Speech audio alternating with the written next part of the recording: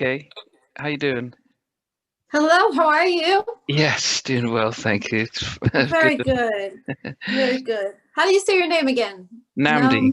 Nam Namdi. How Yeah, are you, Namdi? I'm doing very well, thank you. Very good. Now, yours says Donity. Is that Donathy. Yeah, that's a Donity? nickname. That's a nickname my family uses. Yeah. Okay, okay. Well, I know that you've recently done quite a number of different interviews with journalists and people around the world. So, Yes, I um, have a lot. yeah, To and, say and the least. It's yeah. crazy. I mean, there may be a few common things that we may have to talk about, but I think That's right. for my sort of audience, the reason they tune in is to just hear the journey, and I think for them, we look at people who have a career in the recording industry and in awe, and realize that, well, they didn't they how did they get into music, and Right. how were they lucky enough to start a career that really got them, whether they got a Grammy Awards or American Music Awards, but somehow they've made it to the top. And so we always like to hear that journey, almost like behind the Yes. music. And so Right. we start from the very beginning, like an international audience. Where were you sort of born and raised? Well, I was raised in Connecticut, born in Connecticut, and raised there in Connecticut until I was about 14 years old. And then my mother decided that, our little small town was getting a little too busy with boys. And my sister, my sister and I'm older than my sister, and we were, boys were taking interest in us. And she just thought, okay, there's got to be a better opportunity on the East Coast. I'm sorry, we were on the East Coast. So she Yeah. wanted to move to California. On the Okay. West Coast, my dad had moved out to California, to Los Angeles. So she said, well, Los Angeles is a little too fast. Maybe we'll go to the Bay Area. And Wow. my cousin and her husband lived there, and we moved in with them. Um, and it was a tight, quarters, because it was my cousin and her husband, my mom, my sister, and I, and then my cousin's sister, so my also my cousin, and then my mother's good friend and her daughter. And this Wow. two-bedroom apartment, one bathroom. My goodness. So yeah, we all headed west, and we just wanted better opportunities. So we all ended up there. But my mom quickly, I use her as an example of strength for me all the time, because she literally moved to the East Coast, from the East Coast to the West Coast, Yeah. without having any kind of navigation. In other words, she didn't, back then you could mail in your resume, but you don't know in proximity to where you live, where the hospital is that you want to work, or the job that you want in Yeah. proximity to where you live, before you actually see the area. Mm. So she ended up, when we got to California the next day after getting off the plane, she literally went to San Francisco and put in a bunch of applications at different hospitals and got a job, like in a few days. Wow. Yeah, and then about a month after that, she had applied for a couple of apartments and got one, and it was like, she set us up so quickly. But to take the journey and move, 3,000 miles across country with two girls, it's different when you're single and you can move and do how you want. Yeah. But to take the risk with my sister and I was like, wow. I looked at her. That is one of the biggest she's one of the biggest examples of strength to me, Yeah. my mom. Well, okay. I mean, that is definitely fascinating, and I guess Yeah, it thank is you.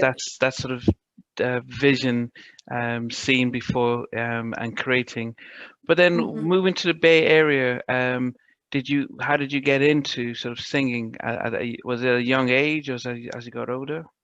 Well, I was into singing when I was in New London, Connecticut, Okay. prior to moving to California. So when we got to the Bay Area, I had done a little bit of studio work, and everybody in my hometown knew that I could sing too. So everybody kind of was rooting for us when we went across country, that she's going to California. That's where all the stars are. Even though I wasn't going to Los Angeles, I was going to San Francisco still. Yeah.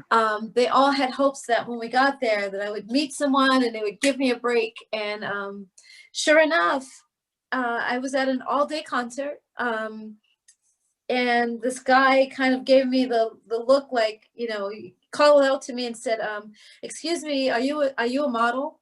And I was like, what? Okay, whatever.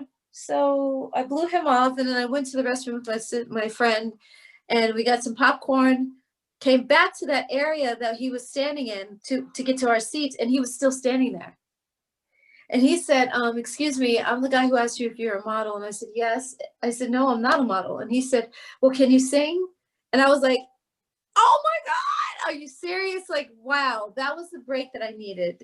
He said that his friends were doing an audition, and that I should come out. I have a good look, and if I can sing, it'll be great for the group that they're putting together. I was like, wow. Okay, okay. I mean, But you kind of fast forward a little bit, but where did you start to learn how to actually sing? Because you've, okay, sorry yeah. about that. I digress. No, no, no, no. Well, I just kind of honed my skills by listening to other artists. You Like know what I who? mean? It's like Shaka Khan, Stephanie Mills, Tina Marie, the Carpenters, because their harmonies are so amazing. You know, so yeah, I've listened to, and Crosby, Stills and Nash, their harmonies are amazing as well. My dad played a lot of the Beatles, a lot of rock stuff in the house. Led Zeppelin, the Beatles, Rolling Stones. My mom played more of the Motown R&B sound. But where And were then you singing together, though? But say again? were you singing like in a quiet school or a church or Yes. how, yeah, yeah. Yeah. Where Okay. exactly did So you? I know what you're getting to. Yeah. Sorry, Namdi. I'm going ahead of you a little No, bit, no, but no, yes, no, I that's did. cool.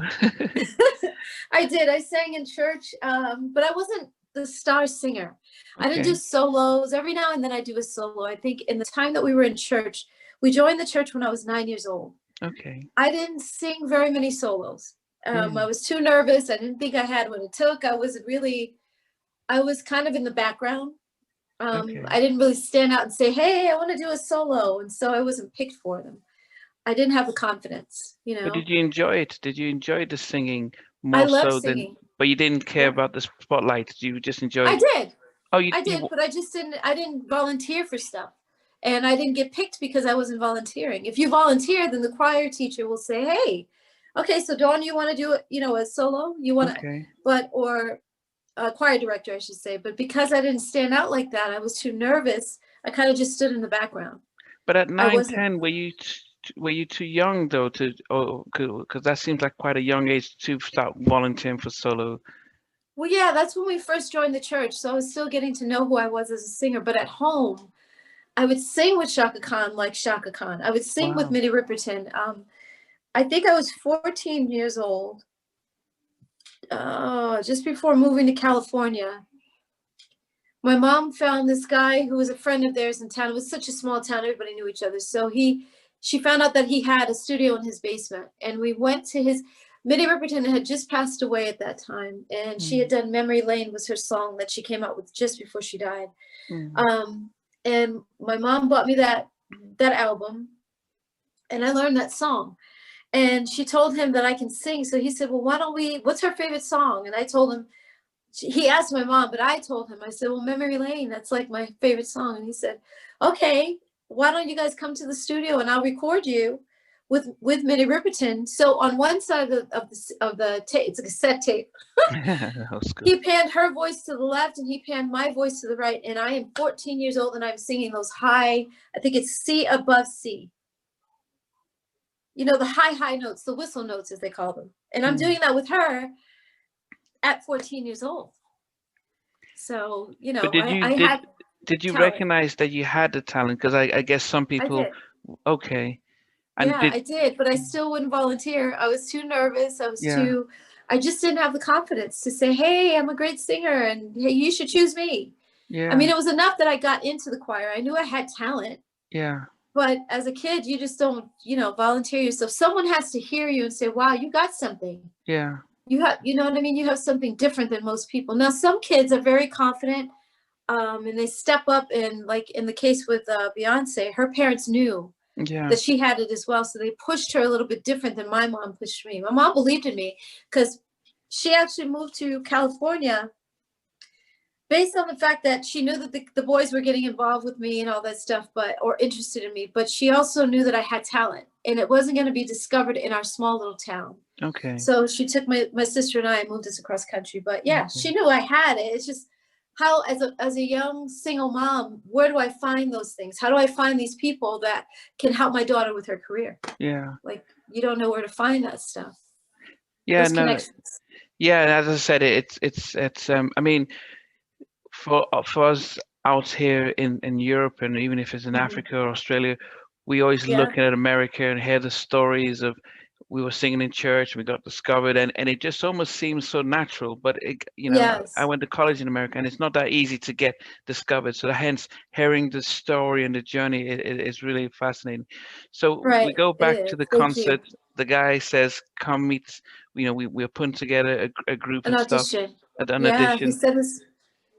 And but Go ahead. okay, but prior to that, when you moved to the Bay Area, were you still singing in a church, in a choir? Were you still honing your talent? Were you getting spotlights? I was honing my talent, but I wasn't getting any spotlights. Our little small town, it Oh, in the was Bay Area. probably no, no, no. So you're When saying you when I moved to moved to yeah, when you moved to California? California, yeah, yeah. Were you Nope, still I still singing? wasn't. No, I was still singing. I mean, that has never changed, but there was no one in the Bay Area to discover me. That's not the place where you get discovered, which Yeah. is why it is so shocking that a huge group like En Vogue came from the Bay Area. It was Mm. just, it was unheard of that someone was doing an audition there. I had never been to an audition before that audition. Wow. So it wasn't like, it was constant. Los Angeles, you hear about open calls and Yeah, yeah, auditions all the time. Every week there's a new audition, probably every other day, I would say, yeah. is a new audition for a movie, for a part in a play, for a girl group or a solo career. I mean, it's just all those opportunities are much more prevalent in Los Angeles, but not so much in the Bay Area. Okay. So for our producers to be doing, well, now they are producers, but for those guys, Denny and Tommy, Denzel Foster, Thomas McElroy, to be doing an audition in the Bay Area was just what? Like you don't hear about that. Oh, It so who was wasn't the guy? common. Who was the guy who It was the two guys that produced En Vogue. So Denzel Foster and no, McElroy. who was the guy who saw you that brought you that? Oh, his name is JR. He was just a friend of theirs, and he said, my Okay. friends are doing an audition, and he Oh, brought his me. friends. Okay. And Yeah, so, yeah. and now it's a nice Hollywood story, but I would be very skeptical of some guy saying, "Oh, my friends are doing this," and how do you know he wasn't trying to? How do you know he I was? didn't know. I Okay. didn't. I mean, you got to take a chance at some point. You see Yeah. somebody that's, first of all, I told him I am not, because he said, you got to come to my place tomorrow so I can hear you sing and see if you actually have talent. I said, no, I refuse. I am not coming to your house to see. And no, in fact, I live with my parents. You can come to their house and hear me sing if you want. If you want to know if I have talent, that's where you have to come and Okay. find out. I am not coming to your place. And he came the next day. I'm sorry, 2 days later. And my parents were home, so I felt safe, you know. Okay. Yeah. Okay. Um, and he heard me. I did "Caught Up in the Rapture" by Anita Baker. I Anita sang Baker. that. Wow. He Yeah. was like, "Oh my God, yeah, you got what it takes," you know. But and then about a week later was the actual audition. So, I trusted him because how else do you know if you don't trust? And my Yeah. parents were there as well. I wouldn't have Yeah. done it without that. So that audition then becomes when they're talking about an audition. I think I'm thinking about American Idols where 10,000 people are showing up singing for Simon, Randy, and Paula back in the day. What was the audition Mhm. for you when you went? Yeah, the actual audition. Yeah, yeah. What was that? Was it just that thousands of girls lining up to come in? No, Okay. no, not at all. The day that I went to the audition, I think they said, Denny and Tommy said that they had about 16 girls total that had come out. But the day that we were at the audition was just the six of us. And I say six because it was Terry, Maxine, Cindy, myself, and then a girl, actually it was five. So Jordana, another girl named Jordana who didn't make the group, but um, it wasn't a cattle call, what they call a cattle call audition. It wasn't that at all. Where you got like droves of women coming in all the time. It wasn't Yeah. that. Okay.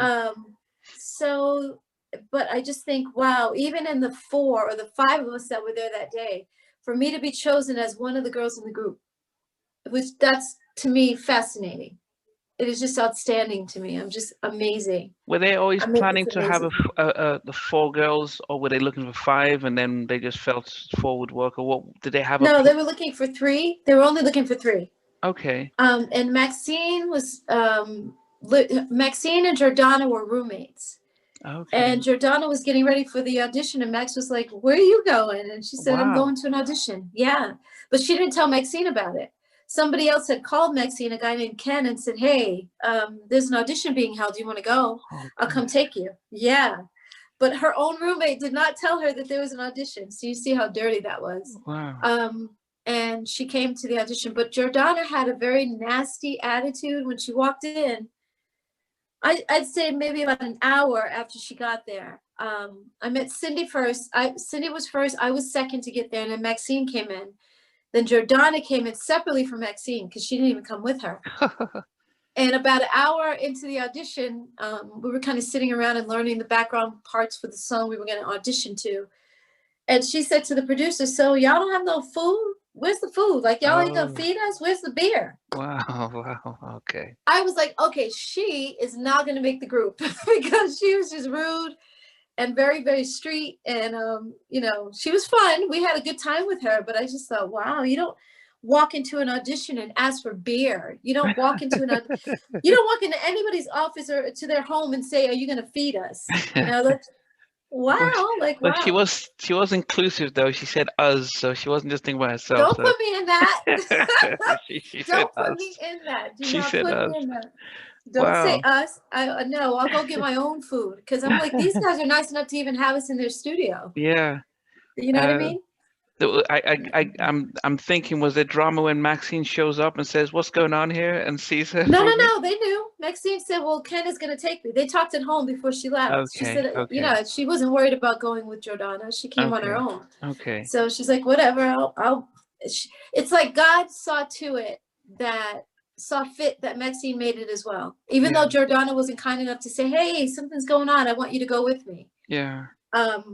She undercut Maxine in a sense, and Maxine got there anyway. Yeah. You know, yeah, so that was a God moment.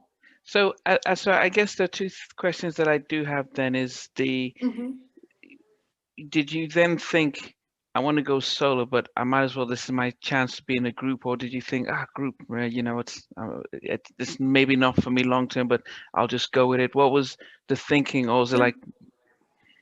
No, it was just an opportunity. It's like, you know, sometimes you may get a job that you weren't expecting. Okay. And they want to train you for something that you were not expecting. So I just thought, okay, I want to be a star. I want to be a celebrity.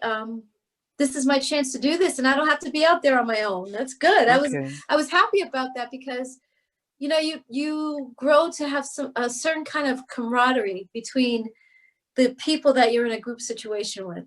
And in this case, it was 3 other girls. I was like, wow, this is perfect. I loved it. And the harmonies that we had the day of the audition told all of us, everybody in that room, it was magical. It was magical. So yeah, we had to be together. It didn't match so much with Jordana's vocals, so I don't know how much they actually had her on the record. But when we got in the studio, we clicked. Everything came together vocally, the 4 of us. Now, you mentioned that they initially wanted 3. So how did they, what changed their mind? How did they think, okay, we can't do 3, we need to go 4? Well, again, once they heard our vocals together, they knew that if we only have 3 girls, for instance, if Maxine is singing lead on something, you only have 2 other girls there to sing 2-part harmony. It's not going to be 3-part harmony. So it doesn't sound the same. You have to have 3 parts in order for the harmony to work, or 4 parts or 5, but more than 2.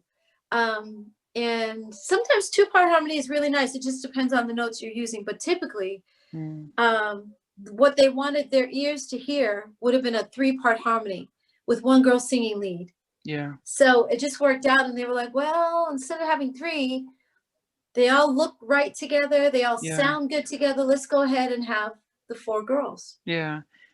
But then, so you guys then sort of click. Did they just come up with contracts that sign here? And now, and the reason I ask this is that I've been over the past 4 or 5 months speaking to artists, and Yeah. it's almost the same stories that we saw in the TLC documentary, saw in the New Edition and Bobby Brown stuff, and it's almost like eye-opening to us. But for you guys at the time, it was like, wow, we're just excited. We got an opportunity, sign Yes. here. Were you able to get lawyers and parents to look through and like what's going on? Or Well, with a contract that big, it's like 24 pages. My parents wouldn't have known exactly what was going on. They looked at it, but they weren't in the music business. None of our family members could ever tell us exactly what we were getting into. They had no clue. It was nothing they'd ever seen before. We had never seen it before, so let alone our family members helping us through that. But we did go to Los Angeles. We got an attorney of our own. We hired Don Wilson, who was a Black attorney. A lot of times what happens with the attorneys that have a name in the industry, they're already tied and connected to the major labels. They're bought and sold by the majors. In other words, the attorneys know that they can't make an alliance with the artist that they're representing because they're going to bring another artist through those doors. So in other words, they can't go against Clive Davis for the artist that they're representing, because they know that they're going to bring another artist to Clive Davis, and they have to make alliance with Clive. So they represent Clive or Jimmy Iovine or Sylvia Rohn in our case. And he wasn't really looking out for En Vogue as much. He told us some things were wrong with the contract, but his loyalty was more with the industry. So we really didn't have somebody that had our backs from the very beginning. And had we had someone that was not an attorney, an entertainment attorney that was not connected to the industry, we would have fared a lot better. And it's also that we had our producers, Denzel Foster, Thomas McElroy, had a manager named David Lombard. And they said to us, you guys should have him as your manager as well. And they were like, it's a conflict of interest, but he's a good guy and he'll take care of you. And I was thinking, okay, well, if you guys say he's good, then he's good. And we all trusted that. But it was really a bad situation, because when it comes time to renegotiate, if you're lucky enough to sell your first album, goes multi-platinum or platinum, and you tear up that old contract, you have to renegotiate for better terms than what you initially started with. Yeah. And David was not willing to represent either side. He couldn't represent Danny and Tommy or us. So there was no one there in our corner. So, and I think we had to go ahead and hire another attorney to represent that renegotiation. It's like, by then it's like, well, why are we rehiring David back? Yeah. And I think this is sort of a lesson for upcoming, because it's quite easy to, you've been given a golden opportunity from nothing, and they're saying half of nothing is nothing. But if they say, look, we've got $5, we can share it into five, it's like, well, I didn't have anything in the first place. So it's easy to take advantage of very vulnerable people. And it is quite from the outside, it might seem easy, but I can imagine that it was pressured. It was a lot of people you might trust in those early days. I wouldn't say that so much. It's like, look, you are looking at a situation where your dream has come true. Yeah. You're in the industry. The world is getting ready to hear your name for the first time. Like you just said, there's a great opportunity here. When you first start out, there is no reason for the record label is not going to take a chance and put a whole bunch of money into you, because they don't know if you're willing to sell, if you're able to sell or not. Yeah. They have no idea if you're gonna, if they throw you against the wall and you stick and the world loves you and you blow up, maybe that'll happen, but they might throw you against the wall and you don't work at all. Yeah. And you don't sell, and the world doesn't pick up on the fact that you are successful and they love your music. So they were taking a huge chance on us, and they were not willing to put up a bunch of money in order to do that. They had to make sure that we had no leverage. Yeah. You know what I mean? We had no bargaining power. We had no nothing to say, hey, we've done this, and so we need more money. It's like we took what we were given, because I had never made $10,000 at one time. And Cindy had never made that, Maxine, Terry. So they gave us $5,000 up front. I was working at a dental office. I was probably making, I don't know, minimum wage back then, $6 an hour. Mm. You know what I mean? As a receptionist, and I really wasn't that good because I didn't know all the names of the teeth. You're supposed to know those things because when people call in and say, "Oh my gosh, my back molar is killing me," I have to know Yeah. which side that's on, and I Yeah. didn't know any of those things. And my mom is the one who got me the job. It was at her dentist's office, and she worked in the same building on another floor. Okay. So I had just a little odd job, and I wasn't doing anything else. You'd offer me $5,000 up front, and then the other $5,000 once the album is finished. Like that's $10,000. I had never seen $10,000 in one sitting ever in my Yeah. life. So yeah, those blessings are there, but so the pressure wasn't there for that. I'm just thinking, okay, once we succeed and the world knows our name, we could probably change our terms. I didn't really know how it went, but I just thought, okay, maybe it starts out slow, but it's going to eventually get better, and we're going to Yeah. start to make millions of dollars. Just as Yeah. a lot of the group, you know, it only happens with the Black groups and the Black acts that we are ripped off this way. It doesn't happen with the country Western artists like the Garth Brooks of the world, or, you know, In Sync. I think In Sync went through something with Justin Timberlake in the Yeah. group, but for the most part, white artists don't go through the same things. So I'm just wondering why we are the ones who get, you know, faltered this way, Well, taken advantage of us. yeah, yeah, and I think what we're finding out is the most of the country acts tend to, you know, it's about the writing, and it's about coming with the package. So if you producers, self-contained writers, producers, and you have a very unique style, um, they were then there seems to be more. And I think if you look at rock and stuff, they do come up with the, you know, they're writing their own stuff. They're self-contained, Yeah, and yeah. unlike with R&B, where, you know, I think Milli Vanilli was probably a golden case where this producer writes all the songs, just gets two front people to pretend to sing, and sells all the records. And so they realize, oh, we can just get faces, but these are we'll get the publishing people who can write and produce and put the songs out. We own the songs. Doesn't matter who fronts the stuff. Yes, I understand. That was a very isolated situation. It's unfortunate because those guys could really sing.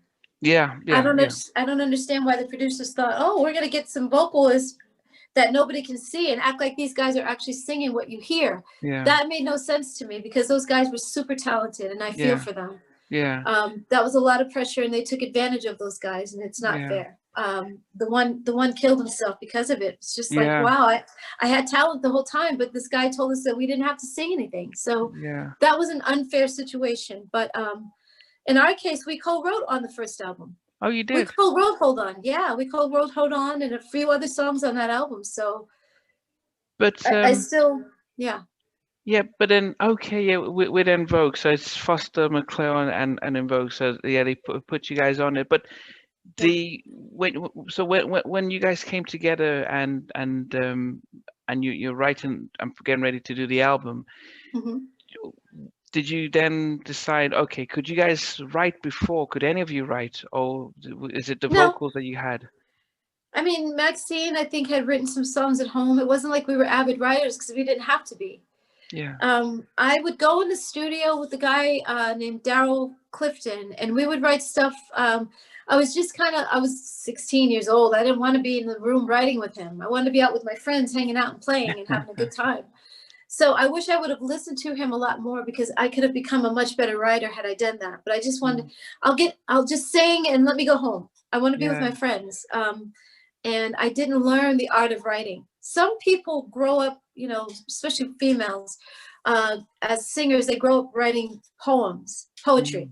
You know what I mean? And I wasn't that kind of writer. So Denny allowed us to write on Hold On and about 5 or 6 other songs on the record, on the first album. Yeah, so we had a chance we should have had a lot more publishing for that record than we did, because they took advantage of that as well. But did you guys, okay, so because this is all business side of publishing and stuff, because I'm always remember when I found out Whitney Houston didn't write a lot of her songs, and it was a shock. I'm like, how could you be singing? Because it didn't make sense. But then you later find out that a lot of our R&B artists, A either, lot of artists, period. Even country and Western artists. yeah, They just have better deals. It has nothing to do with the writing as much as the deal that you sign. The deal was so horrible that we signed. It was like what they call a dinosaur deal. Like new artists today are not getting the deal that we got back then. It was just that bad. It was super, super bad. So it just depends on, like, Destiny's Child made a lot of money when they were a group. They made like 50 million a piece when they were Destiny's Child before Beyonce ever left, because the deal that they had was so lucrative. And Beyonce's father, just, he made sure that everything was fine and that the girls were protected and covered. So it just depends. It depends more on your deal than it depends on how much you write. If you write, that's even better. Yeah. But if you don't, then yeah, it's okay. So, I mean, if you have the right deal. Yeah, if you have the right deal. And I guess this is something that Left Eye sort of woke us all up to, that most of us were shocked to hear when she said, we've, you know, they're at the Grammys, they've won all this stuff and they've sold 10 million and they said we're broke. And it didn't make sense to any of us because you guys have sold all this stuff. And she explained about the advances and how much you get and all that stuff. And it was almost like, wow, put a big spotlight. And then not long after, you know, Toni Braxton has to file for bankruptcy. And it was like Toni Braxton had made millions though. She had made a lot of money, not what she deserved, but she had made a lot of money. So Tony's was a little bit different. And even TLC had made $1 million a piece. So they made, I think, 56 cents per girl or per record or something like that. And we made 2 pennies per record. What? Wow. 2 cents per girl. 2 cents for Cindy, 2 cents for Maxine, 2 cents for Dawn, 2 cents for Terry. So this is a record that sells $10. You get 2 cents out of it from the $10 per record. Back then it was $10, $10.99 for a record. And then it became $16.99 depending on the store. Yeah, and 2 pennies. So, but then I thought I was on this impression that a standard artist deal was 20%. Every deal is different. That's not. There's no standard. Every deal is different for each artist. So it depends on how much you come in knowing and what your people represent for you. So if your attorney is really good and he's in your corner and has your back, he's going to make sure you get a bigger point structure. Yeah. He's going to make sure your percentages are larger. And that's what happened with Destiny's Child. They made millions of dollars because their deal was right.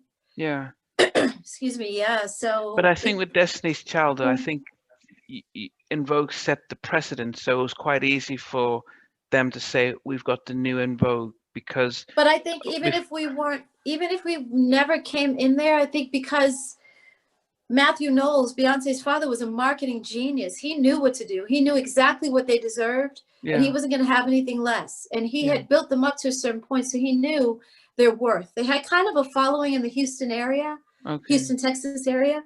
So he wasn't going to let a record company take advantage of his girls. You want these girls, this is what you got to pay to get them. Yeah, yeah.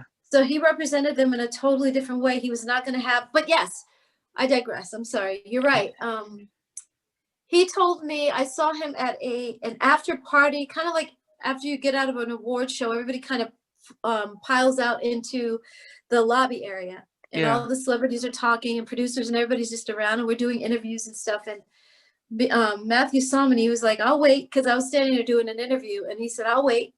And he just stood there and waited for me. And after I was done, I gave him a hug and he said, I love En Vogue.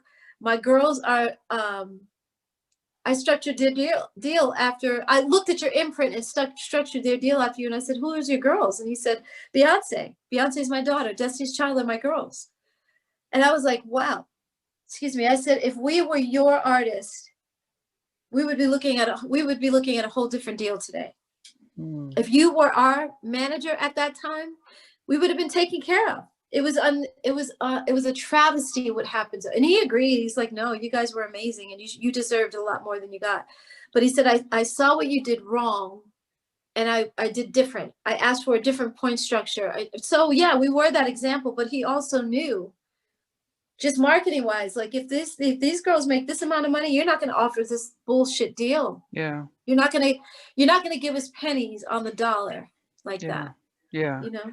Yeah. So if we go to the exciting part of you actually recording the album and it comes out and Hold On comes out and you guys are doing the famous a cappella before, and it was something you know, it was almost like it didn't it took us back to, you know, World War II, sort of that type of the Yes, the harmonies. Entry Sisters. Yeah, it took Entry us Sisters. to that, but then it Yeah, had the Bay Area sort of Tony sort of funky New Jack stuff, and yeah. it was very fascinating because we'd never, I mean, not since even no, even the Supremes were three, and we didn't really get them harmonizing to that level. So it was very Mhm. fresh, very new, and it took us all by Sister surprise. Sledge. Sister Sledge did it. Expose kind of did it as well. Their harmonies were really beautiful. But there was no a cappella the way that we did it. That wasn't there. Yeah, But there was a sense of harmony within the other girl groups. Like in the 70s, there was Cover Girls, Expose, Sweet Sensation. Those groups might not have come over to the UK, so I'm not quite sure. But yeah, you had the what did I say, Sister Sledge. Those mm, were 4 women together. The Pointer Sisters, I think, were 5 at one point. okay, Exactly. So they were doing it as well. But we had a unique, just Hold On in itself. Anytime I talk to producers and they're like, okay, what kind of sound do you want for your solo album? I'm like, whatever I do has to be so different. It has to be, En Vogue was just the creme de la creme vocally together. Again, those harmonies were so synergistic. yeah, Oh my gosh, it was just beautiful, and undeniable. And so on the radio, it was like, what the heck is this? Who are these? Who is yeah, this again? yeah, And where's the music at? And that whole little piece, when, and then it goes into you, and then the beat comes in, and it takes a minute. I think it's like 47 seconds for the first part, the acapella part, and yeah, then the beat kicks in. That was yeah, that yeah. was unique. Yeah, there was Yeah, no, nothing so on radio. that's what I said. It took us all by surprise, and it was really like, Exactly. wow. I mean, Boys to Men sort of picked up on that, so because that's They what did. sets them apart from most R&B groups was the fact that Right. they also harmonized the same way that you guys did. But as I said, you Exactly. combine the voices with the beats, and you know, as I said, Tony, sort of Bay Area beats and stuff. What we did it surprise you how well the album and the reception was when you when the album came out? It did. I mean, we weren't stars before, so it didn't surprise us as much. It was just an exciting time. It was like, oh my God, the world loves us.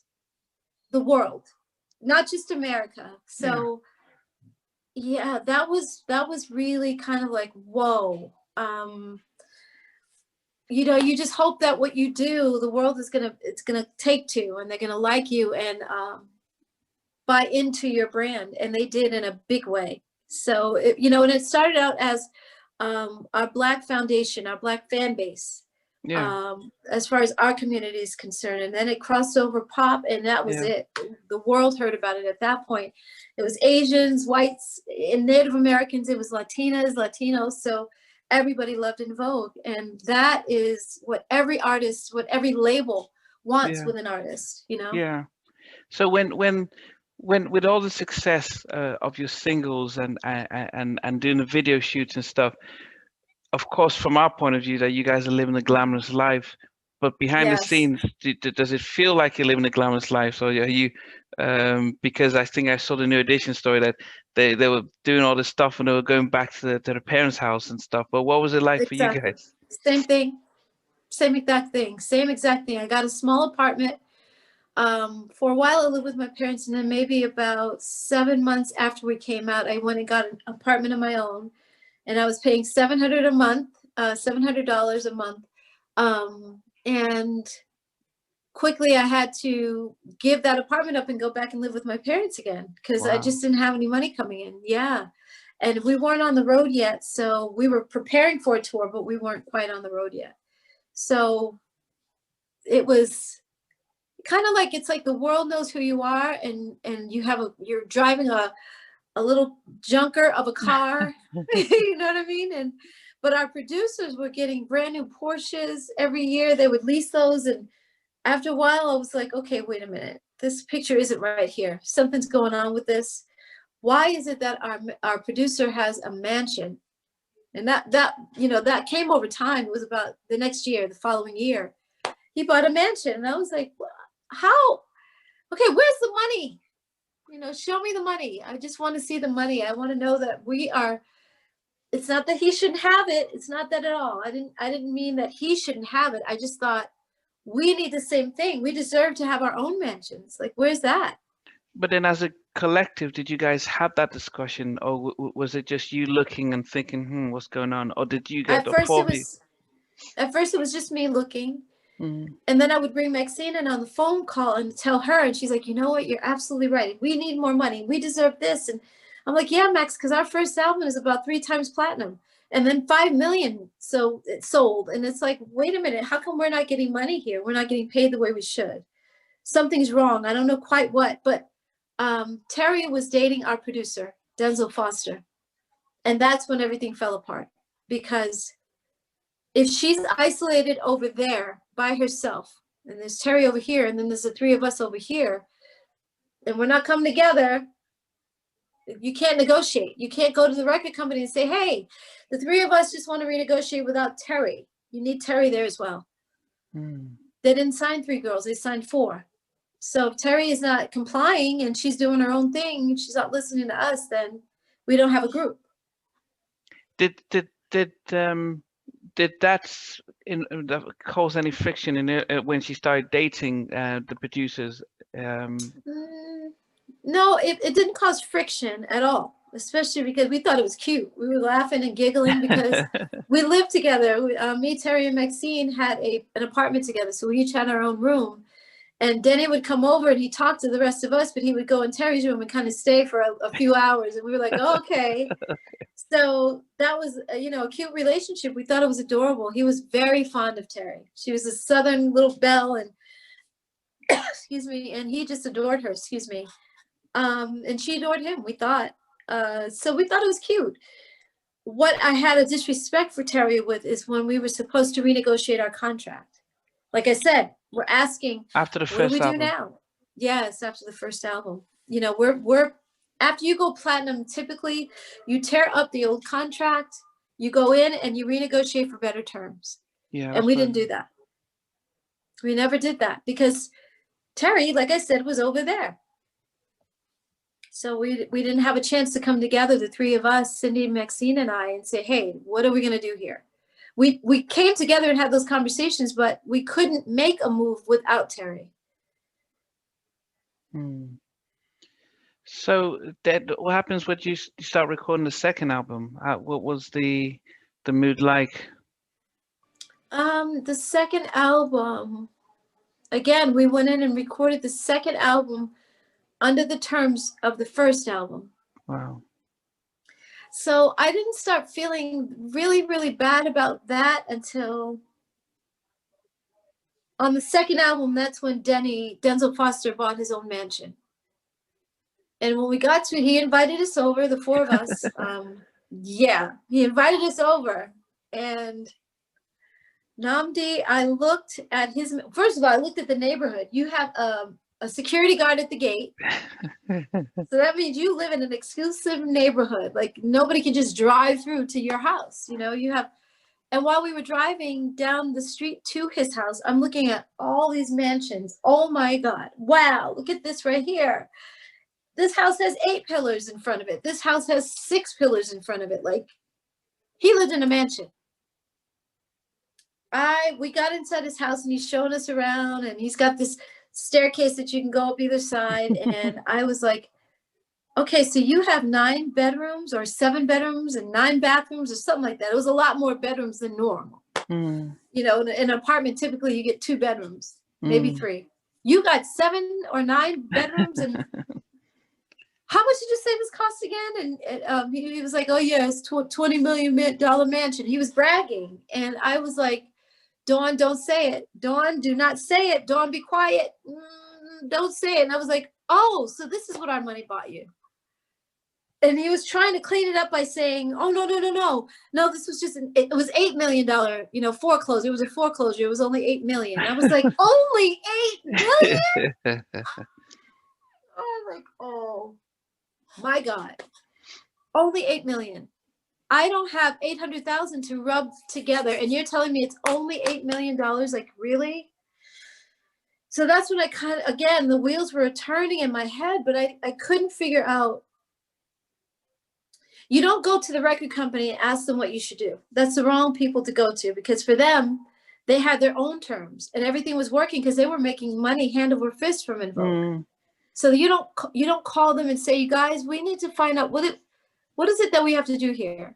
And then Maxine kept asking Denny, the same guy that I said we were at his mansion. She kept asking him, calling him and saying, Denny, what are we supposed to, are we supposed to renegotiate our contract or something right now? And he was like, no, don't touch it. Like, don't mess up a good thing, because for them, it was very good. They had to split their points and their percentages with just the two of them, Denny and Tommy, where we had to split those same amount of points with Cindy, Terry, Maxine, and Dawn. But they only had two people. We had four. So we weren't, there was no way. And again, how do you, if someone's telling you not to renegotiate and you don't know any better, then you're going to be quiet and just do whatever they tell you. Yeah, and I guess it's one of the things where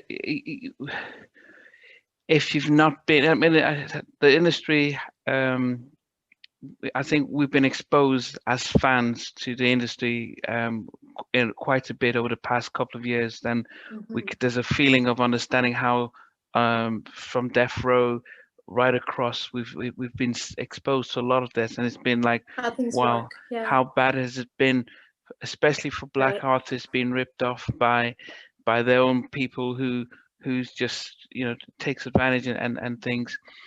Exactly. But your second album becomes crosses over a lot more, you know, Funky Divas and with the bigger tracks. As I said, because if we look at the 90s, we had groups like SWV, Jade, Moke and Steph, but we and those were sort of our small little bands, like, you know, our little black bands. But En Vogue started to become, when I look at Boys to Men, when you start becoming more of, you know, you're going on the Tonight Show or stuff like that, you know, the other groups don't do that. You know, the other groups are the Arsenio Hall, and we're like, yeah, rocking. But when you're moving over to the Tonight Show and you're opening up, you're going mainstream, you then don't become the sort of an R&B group. You become like a bigger band. So the impression is, wow, these ladies are not just killing it, you know, financially, but they're just on another stage. But without us seeing the behind the scenes stuff, it becomes really big when the Set It Off comes out. And it was, I think, it was an iconic movie, you know, just having four black women coming together. Robbing banks, like, that doesn't happen. No, it doesn't happen. I mean, now there's a little bit more, but back then it was really big to have that movie come out. Black director and everything. But then you come up with this track, Don't Let Go. Now I must admit, you know, so when I was telling some of my friends who don't really know much of R&B, and I said, oh, I'm actually interviewing Dawn Robinson from En Vogue, they said, Don't Let Go, En Vogue, because and they're white. So so this is so they know the song, and they link to the song. Even my wife, if I said En Vogue, well, I don't know En Vogue, I say, oh, let me play the music from Set It Off. Oh, that group. Exactly. Wow. So that's how powerful the song was, and you know, it's iconic. It's stuff. But then you're the main person that was singing it. I sing lead. Yes, exactly. But I guess it would be great to hear the process of when they presented the song to you guys. How did that come about, and how you decided who was singing what? Well, that was not Foster McElroy anymore. Okay. So we were in between albums. We had just done, I think we were in between Born to Sing and just starting to record. You did the EP, which was, and I don't know why I skipped that. So before we go to Don't Let Go, because the EP, that's okay. The EP with Runaway Love, powerful to say. It was such a beautiful track. Isn't that great? Oh my gosh, thank you. Yeah, it was such a. I did. Who the hell was off F Mob? Cause I never saw them in the video. Were they just the producers? F Mob were, yeah, they were in the video as well. Yeah, Foster McElroy. oh, But that's them. Yeah, the F Mob was there. So before they signed En Vogue, they had a 5-act deal with Sylvia Rhone, and they came out with a girl and a guy duo. They were rappers. They had a solo female, a solo male, and they had us as a group, and then they had somebody else. I forgot, maybe a male rapper just by himself. I don't know, or a male R&B singer. But yeah, no, they had one of those, and they had a female. So we were the only ones out of that 5-act deal that was successful the way we were. And they did an album called F Mob Squared. On that album is Gotta Be a Better Way that they did, and we sang background. And then I think Strange is on there as well. It really isn't clear what, we were talking in Queen's English accent. Yeah, Queen's English. We thought we were. We weren't that good, but and so those 2 songs were on that album, Gotta Be a Better Way and Strange. And then we came up with our own album. So it was a way for them to introduce all their artists on one album. Okay. And so that was, so F Mob was they did Runaway Love. Okay. And it was just Denny and Tommy. That was one of their other names was F Mob with Foster McElroy. Yeah. Yeah, it was. But it also marked a change from, it was smoother, so it's almost moved into the sense that you were still keeping that mainstream stuff, and then you did a song with Salt and Pepper, which was the Waterman that you both had on your album and stuff.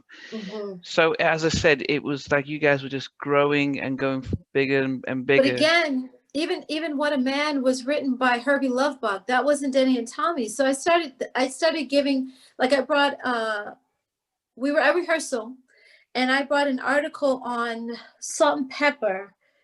I think it was XXX magazine or Source magazine, one of those hip hop magazines. And I brought the interview to the girls, and I was like, you guys have to read this. Like, Salt and Pepper took back their rights from their producer, and they fought for their rights so that they can have more control over their careers. They took their careers in their hands, and they walked away from Herbie Lovebug. And he was like, well, you guys can't produce your own songs. I'm the one who writes your hits for you. And they wrote their biggest hit, which was it Shoot? Not Shoot, no, just before that it was Express Yourself. Oh, okay. Yeah, they wrote Express Yourself without Herbie, and it was like, what are you saying? We can do this on our own.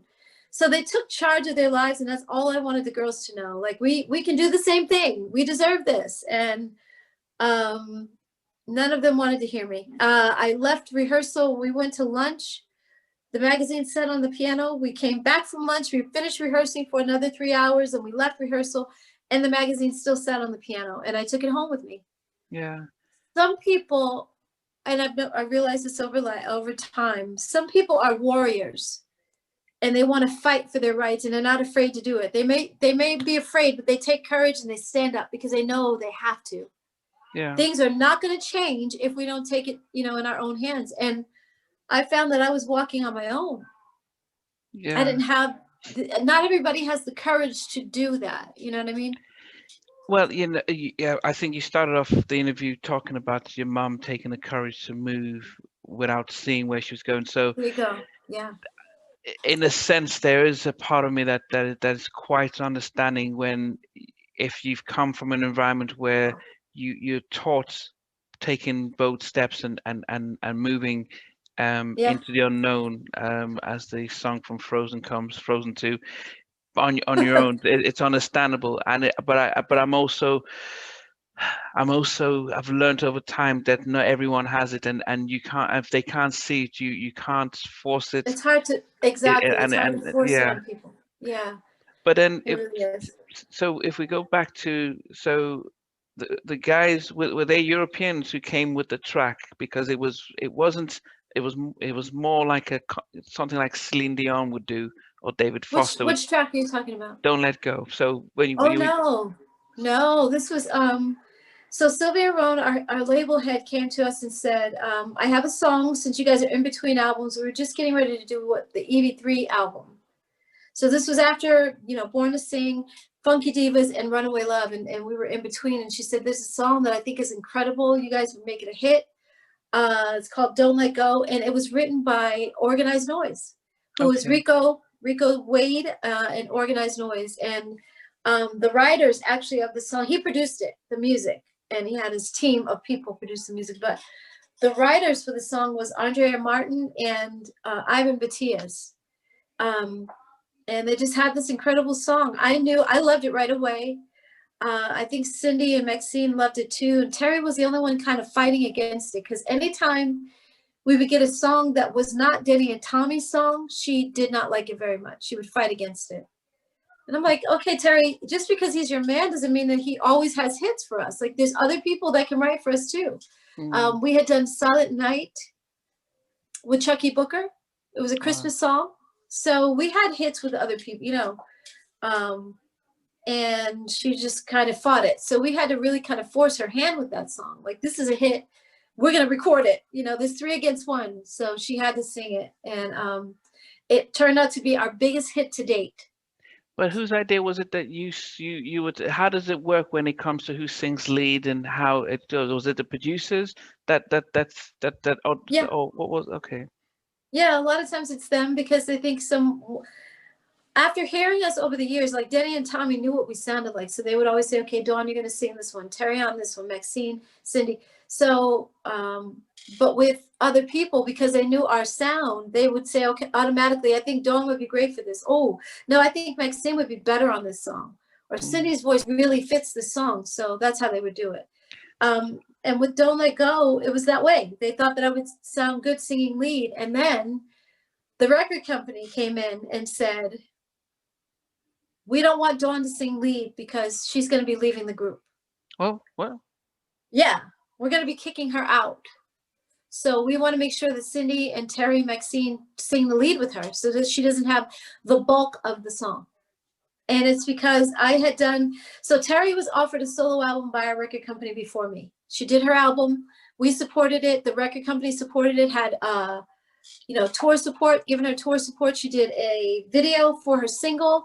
Maxine, Cindy and I went to her first show at the Pantages in Los Angeles and supported her first show because she was launching a tour. So we were right there with her, you know, and then the record company offered me a solo album. Ooh. So basically the record company knew that we were gonna, it was divide and conquer, what they thought was gonna be divide and conquer, because they knew that we were gonna renegotiate our contract. They found out that we were upset that we were only making 2 pennies a record. We had agreed, the 4 of us, Cindy, Maxine, Terry, and Dawn, the 4 of us agreed, we're not going in the studio to sing 1 note until they renegotiate our contract for better terms. We've done 3 albums at this point. Runaway Love was just an EP, but it was still an album. Yeah. And we're still not making money, and there's a problem here. So finally, we all agreed that we were not going to go in the studio. We were going to stand our ground. We were not going to go in the studio and record anything until they renegotiate our contract. And Denny and Tommy, so when we signed to them, we signed to 2 Tough Enough Productions.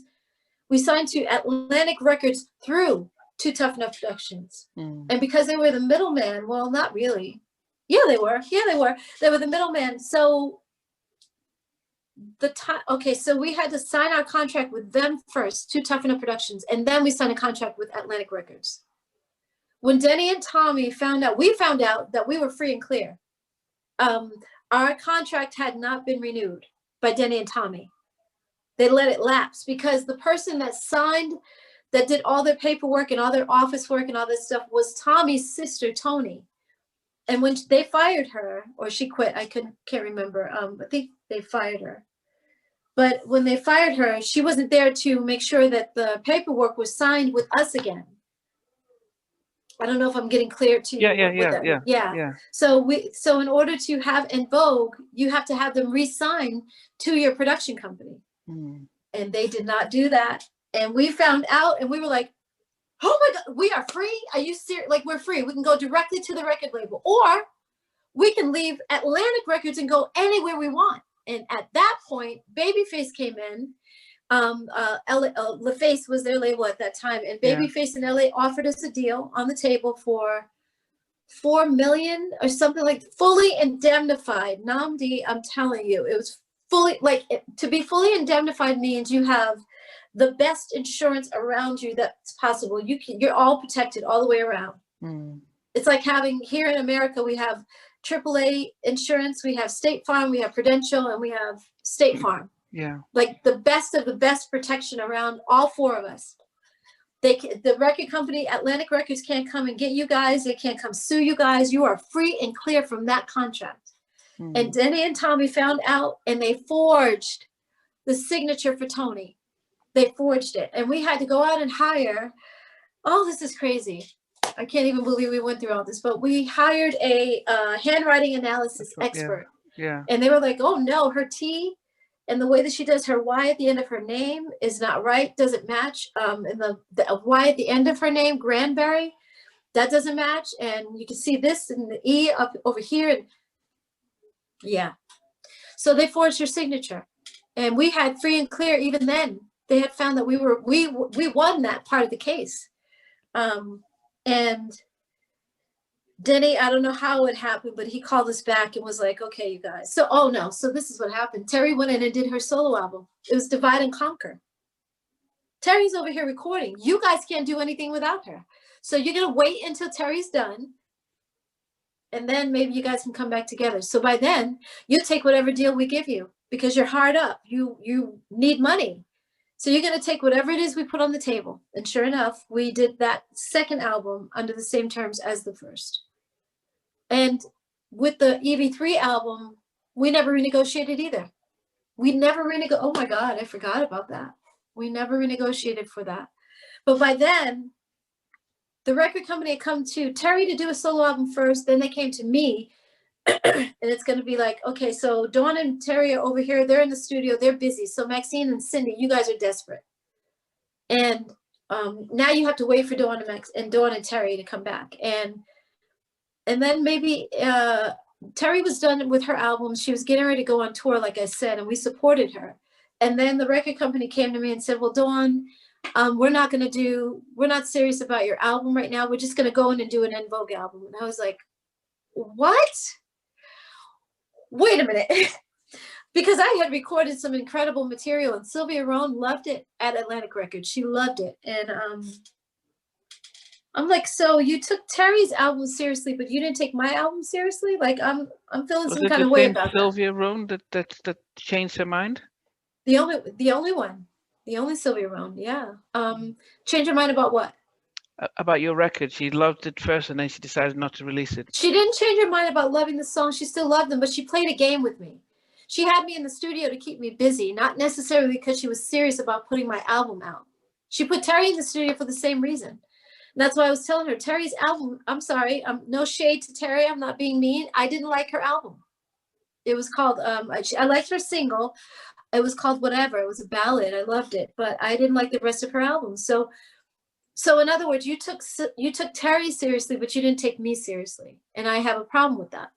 So I will stay in En Vogue, but I want you to let me go as a solo artist. You have to set me free. I want my rights as a solo artist to be revoked. And I'm going to go someplace else as a solo artist, but I'm going to continue to put En Vogue first. In other words, we started, like she said, we're going to start the next En Vogue album, which became EV3. And I was like, that's fine. Because I never allowed my solo project. By this time, I had a deal on the table with, did I have a deal on the table? I think with, I was going to say MC Hammer, with Dr. Dre. But I didn't sign directly to him. I signed to Aftermath. But I never allowed my side project or solo project to interfere with the En Vogue album. I still recorded. Every day I was at the studio. Sometimes I was late, but I was always late. But I was in 5 minutes, 7 minutes late, but I was always there. And I recorded that whole album with them. And then they came to, Sylvia Rohn flew to Los Angeles and said, we're going to have a creative meeting. And I got to Terry's room. And again, I was late for that meeting and everybody was there ahead of me. And when I got there, they were already in the middle of the conversation talking about, well, we can't have any hidden agendas. And Dawn, so we know that you're doing a solo album. You can't do that if you're still in the group. And I was like, Sylvia, you already know that I'm in the group. And you already know that I'm doing a solo album. Has any point that we've been recording this third album, or, you know, a real album, because like I said, Runaway Love was not a real album, it was an EP. So EV, what would have been, I guess, EV4. Yeah. So Born to Sing, Funky Divas, Runaway Love, and then EV3 became, it was supposed to be EV4. I said, at no point has my solo situation over there with Dr. Dre, has that interfered in any way with me being in the studio? Has it interrupted the flow of anything? Like, I'm here, I recorded everything with you guys. I don't understand why you're kicking me out. And what's different about me doing a solo album and Terry doing a solo album? Terry did hers first. What's different about that? And Terry turned to me and she said, it just is, Dawn. It just is. Like, really nasty and very indignant. And I was like, what? How is that different? I am, no, you have to explain that to me, because it's not different. You are an artist in this group as well. You're just the same amount of time in En Vogue as I have had. In fact, I'm probably a few hours more than you, because I was there at the audition and Terry was late because she had bad weather coming in from Houston. So she didn't get there until late at night. I was there all day. So I have a few hours more than you in the group, you know, seniority wise. And yeah, I'm being funny, but I mean, really, it's like there is no difference between you doing a solo album and me doing a solo album. Are you kidding me? What makes you better than me? What makes what you did okay and what I did not okay? You guys are kicking me out of the group because I did exactly what Terry did. No, but what was the reason? No, I think I'm a little lost. Sylvia just decided, well, we don't need you in the group. No, she was pissed off because I slighted her. When she didn't take my solo album seriously, I told her, okay, I'll do the En Vogue album, but I want my solo rights revoked, remember? Yeah. So when I told her that, she's like, oh, so you're going to play me? Yeah, I'm going to play you just like you played me. I didn't appreciate that you didn't take my solo album seriously, but you took Terry's album seriously. You played a game with me. You used me as a pawn because you kept me from renegotiating with Cindy and Terry and Maxine, Cindy and Maxine. So the three of us, while Terry was in the studio doing her solo album, we couldn't renegotiate. And then she came to me. That made it even worse. So now it's just Cindy and Terry over there and Cindy and Maxine over there and me and Terry over here doing our solo project. So you took Terry's album seriously. And when she didn't take mine seriously, I was like, no, you're going to let me go. You're going to cut me loose as a solo artist, and I'll stay in the group En Vogue and do what I have to do. I will fulfill my obligation to En Vogue, but I want you to let me go as a solo artist over here. And I will still record with En Vogue, but I want you to let me go as a solo artist. And she was pissed at that. So because I slighted her, she was going to teach me a lesson. And that's why when Terry said it's just different, because her and Sylvia had made that agreement with each other. It wasn't different. And Maxine sat on the floor. I walked into the room and Maxine was sitting on the floor in Terry's room. And I'm like, Max, why don't you say something? It isn't any different. Cindy, you're hearing exactly what's happening right now. You heard Terry just say it's different because it's her doing a solo album as opposed to me doing a solo album. You guys both need to be asking, why is that different? Why is that any different? Terry did a solo album. We should be kicking her out as well, just like Dawn. Or we keep Dawn and we keep Terry both. We shouldn't be kicking Dawn out. But if you're going to treat one, if you're going to treat one way, if you're going to treat Dawn that way, then you should treat Terry the same exact way. Yeah, but was this after you'd already released Don't Let Go? No. Oh yeah, after that, yeah. But we were all in the group. We all sang it together. But so you sang most of the beginning and most of the, so you're prominent in that. But then the singles out is it's the biggest song out there. And Sylvia let me go. She let me go at the wrong time. That was my saving grace, that I sang lead on the biggest hit we had. Cindy, Terry, Maxine, they all thought that they were going to do better without me. One monkey don't stop no show, as they say here in America. One person missing doesn't make the whole thing fall apart. And I made the whole thing fall apart. Yeah, because I think what happened was that the singer was so big. As I said, you were very prominent with it.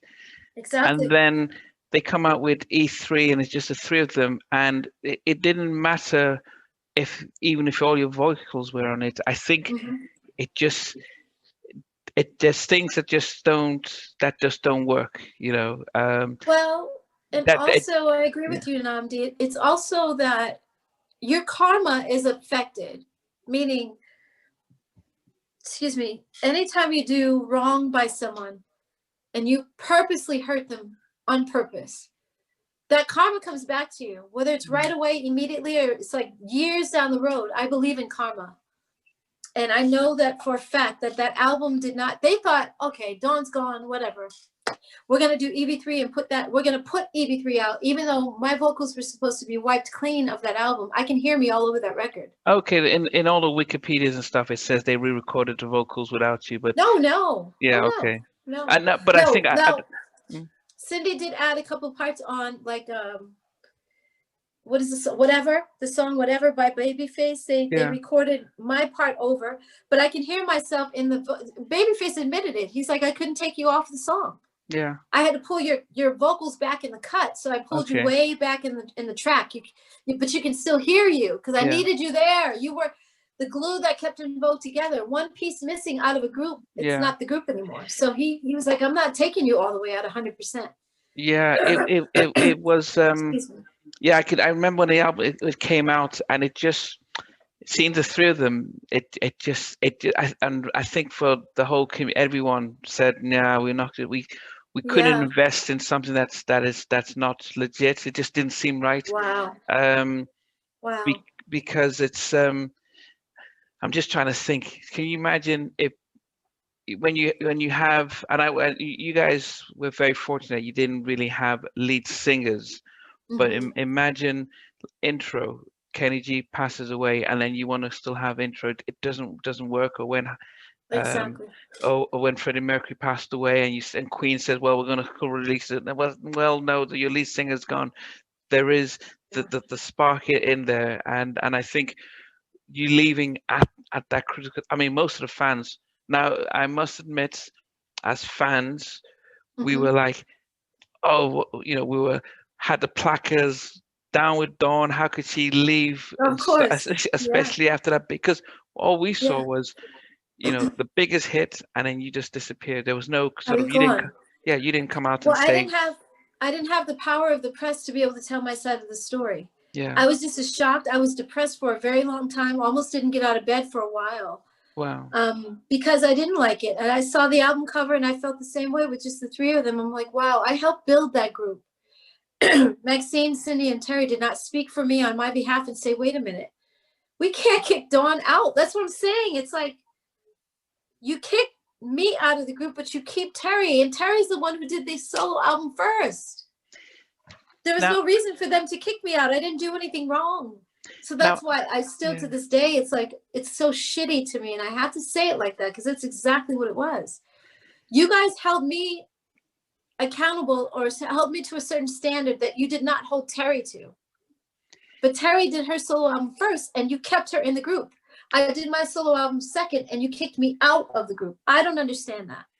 Yeah, and I remember interviewing Timmy Gatlin from Guy about the same sort of situation where he's, the manager pops in and pushes him out, and how the album comes out with his picture, but he's not in any of the videos and stuff. Wow.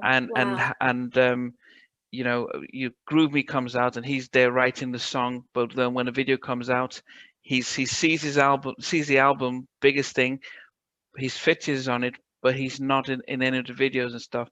Oh, why didn't he sue? That's different. That's a little more blatant.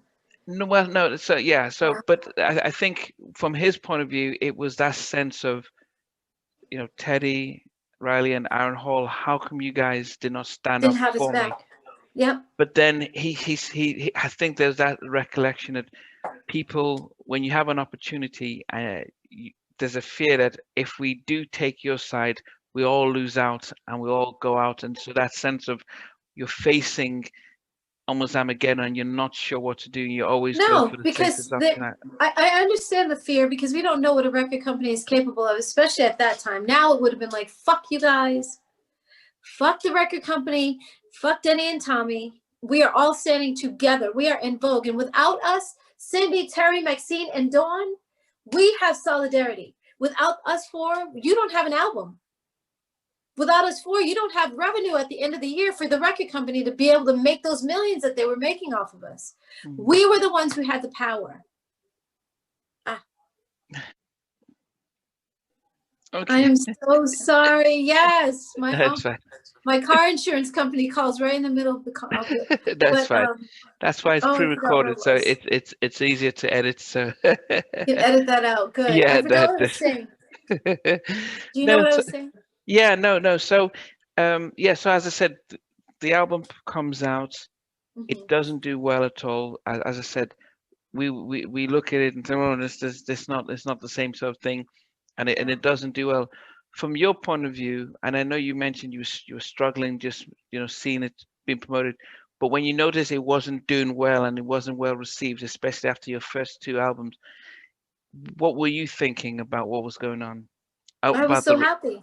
Okay. I'm not going to lie about it. I was happy because they did the wrong thing. This is my point. We had agreed on something, the four of us together, without the record company, without our producers, without our management. We four agreed. Maxine, Cindy, the four girls that make this group what it is, these plaques on the wall. We made all the people that have these plaques rich. If it wasn't for us four, they wouldn't have had those and the money that went with them. We didn't have the money, but we had the plaques. Yeah. So yeah, it's like, so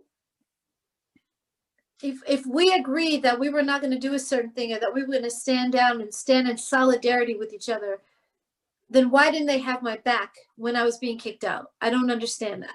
I get it that you guys are afraid, but we have power. And I guess they didn't know how much power we really had at that time. Yeah, but you also have to, I'm always going to reflect back to, you started off by portraying a very strong role model in your life who did something that most families wouldn't do. And what's that?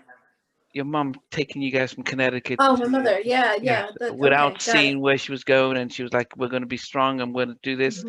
Now that's so you set up almost like you're writing a story, and you pretty much this is the beginning, and so it makes sense how you have this sense of no fear. We can take risk. You have then I listen to that, and I start reflecting, well, does everyone else have the same? Could they start off with a story like that? And if they don't, it's quite easy. But I told them in that meeting, that last meeting in Terry's room, in the hotel room, in front of Sylvia Rome from the label, in front of our managers, and in front of our attorneys who were also in the room, I said, Cindy and Maxine, you guys one day could be in the same position as me, sitting right here on the hot seat, being kicked out of the group just like me. And Cindy was like, yeah, I got to think about that. Yeah. So I warned them.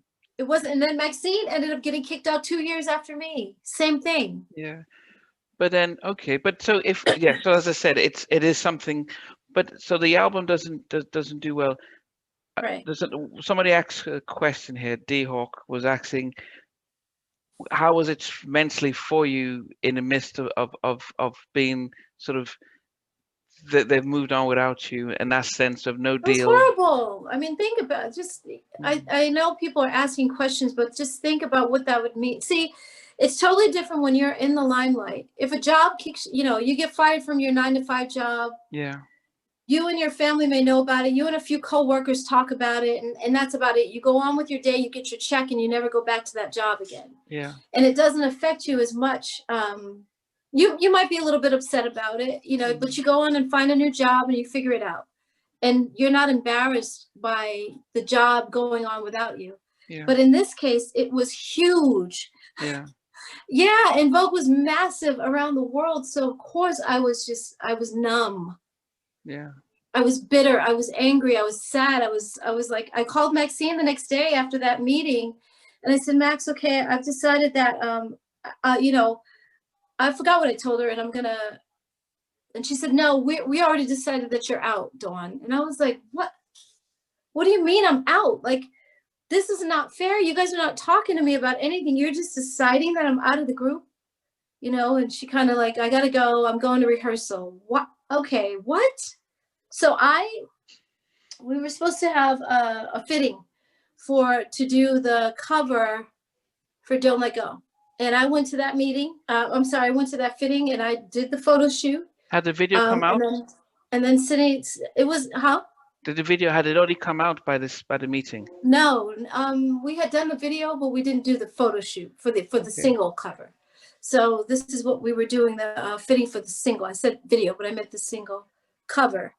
And my manager called me and she said, Dawn, because she's from London, she says, Dawn, Dawnie, that you have to leave. The girls don't want you there. Huh? No, I'm not leaving, Trudy. Yes, Dawn, you have to leave. The girls don't want you there.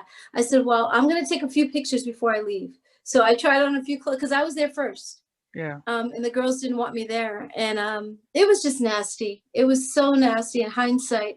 You know, it wouldn't be so bad if, okay, that was an isolated situation.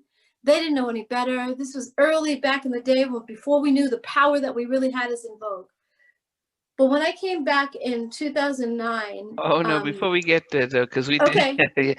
All right, I'm jumping ahead, huh? Yeah, I think what people have to realize that so Sylvia Rohn, who ran Elektra, was one of the first Black female label executives, and she's responsible for a lot of careers from Keith Sweat, Yolanda Adams, Missy, lots of people. But you know, there is the achievement as a Black record executive, but there is the sense of also playing, you know, really successful, built a lot of good bands and stuff.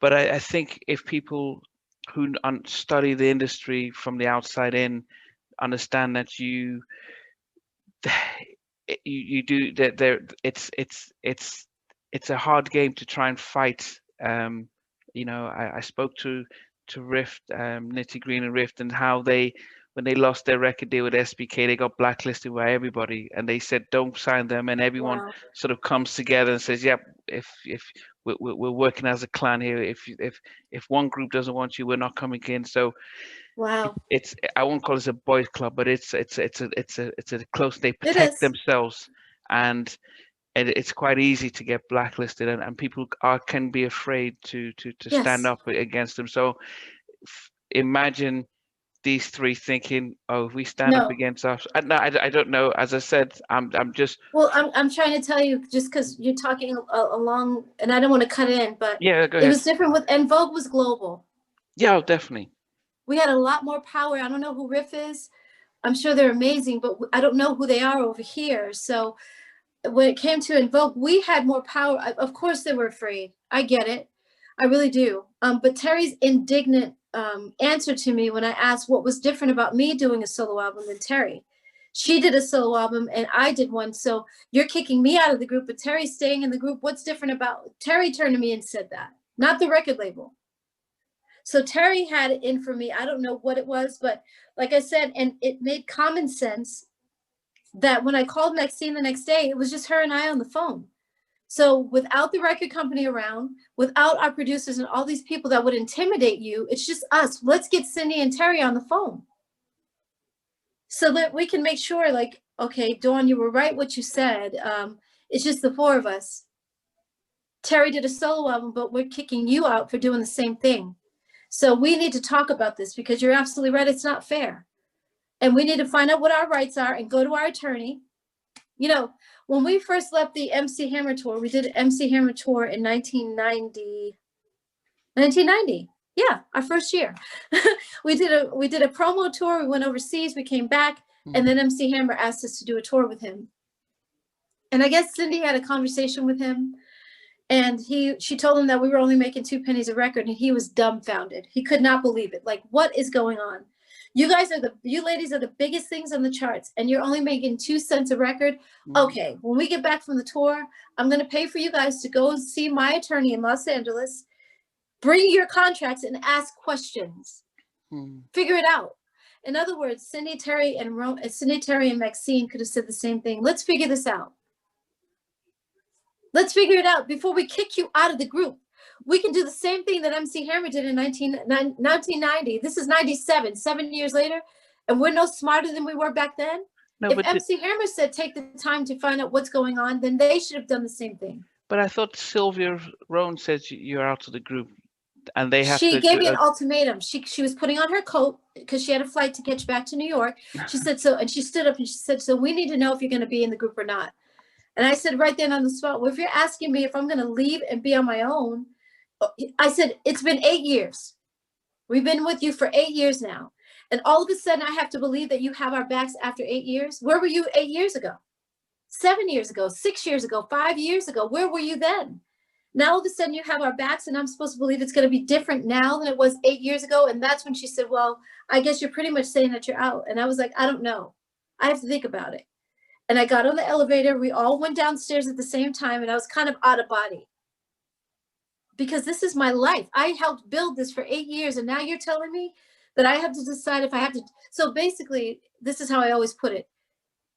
If you want to compromise with someone, you give them a choice. You don't say it's our way or you're out. And that's what they were basically doing. I said to her, I said, so you're just saying now I'm out of the group? That because I'm not complying with what you want me to do, that I'm out of this group? That's what you're telling me? That's not fair. You know, and I kept saying, Terry did a solo album too. And I did the same thing. You came to me to do the solo album. I did the solo album on Atlantic Records with you, Sylvia Rohn. You offered Terry a solo album. She did her solo album. You offered me a solo album. I started recording mine and didn't even finish when you came to tell me that we're doing the En Vogue album. So I took it upon myself, you know. So when E3 didn't do well, did Sylvia drop them or did she just give them another chance? No, because she did Masterpiece Theater. Remember, that came after EV3. Okay. And that, yeah, okay, I can't even remember that album, but then. Yeah, it's such a great album, though. I got to say, I love EV3. It just hurts my heart to hear it because I can hear my voice, but I never got paid for that album. So that's hard. So then when did so if we shift from En Vogue for a second and go to the next, we saw you on Lucy Pearl, and this was it was almost like the Renegades, the sort of we had Raphael Sadiq, who had just fallen out with Tony, and then is it Mohammed, who came from Tribe Called Quest? Yes, but they were amicable. The way that they walked away from Tribe Called Quest was amicable. But the Tonys had riffs all the time. It was Ali, Raphael Sadiq and Dwayne, his brother, would always have falling outs. Yeah, not like normal family stuff. And then me from En Vogue. So yeah, we were the Renegades. So when you guys came together, it was it seems like it caused a lot of it. It made a lot of the press because we saw the three of you from we'd known the three coming together. It was almost like one of the first super groups because we have Keith Sweat. It was. Keith Sweat, they were Johnny Gill, after us. and afterwards. So back then it was really big, and then you had the Don't Dance with My Man was such a really steady banger, real stuff. How did they approach you to come join in with that, and what was going on there? Well, I had several deals on the table for my solo rights, and I had a manager at the time, Cassandra Mills, brilliant Black woman in the business. She had run Giant Records. It was a big deal. She's the one who created Jade, the singing group Jade. Okay. She came, she put them together. So now that Giant Records dissolved and was no longer a label, she became a manager. And I forgot how she found me. But she was like, hey, I'd love to talk to you about management. And I went to her house in Beverly Hills, and her condo, in Beverly Hills. And we talked, and I liked what she had to say. I thought she was strong. I knew that she knew labels because, let me turn on this light over here. I knew that she knew labels because she had run one. So I was like, heck yeah, you want to manage me? Because she knew her stuff. And once we started working together, I started to see little discrepancies, and she was trying to make it seem like I was a newbie, like I didn't know what I was doing. And we had a meeting set up with Virgin Records, and hold on, I'm sorry, Virgin Records, and woo, oh my God, and she didn't like what I was wearing, so she literally called Virgin Records. And she was looking me up and down, and she's like, I do not like this. I felt like I was 2 years old. So she gets on her phone. She's like, yeah, this is Cassandra Mills. I have a meeting today with blah, blah, blah. And I have Dawn Robinson, and we're going to cancel and reschedule for next week. Because she didn't like what I was wearing. Like, literally, I could not believe it. Wow. Yeah, she acted like I was brand new. And so the next week I got to her house or condo again. And she was like, okay, I don't like this either, but it's better than last week. So let's go. And we went to the meeting. Like, she didn't like what I wore again. And I was like, who do you think you are? I come from En Vogue and I'm a fashion queen. You know what I mean? But she was just overbearing and way too controlling. And so when Raphael contacted her to tell her that he has an idea for a group, she told him no, without even telling me, hey, Dawn, Raphael Sadiq hit me up from Tony, and he's got a group idea and he wants to do this super group with you and Ali Shaheed Muhammad. She didn't even tell me that the possibility was there. And she told him no before she even told me that. And I was like, okay, we got to part ways. So I fired her.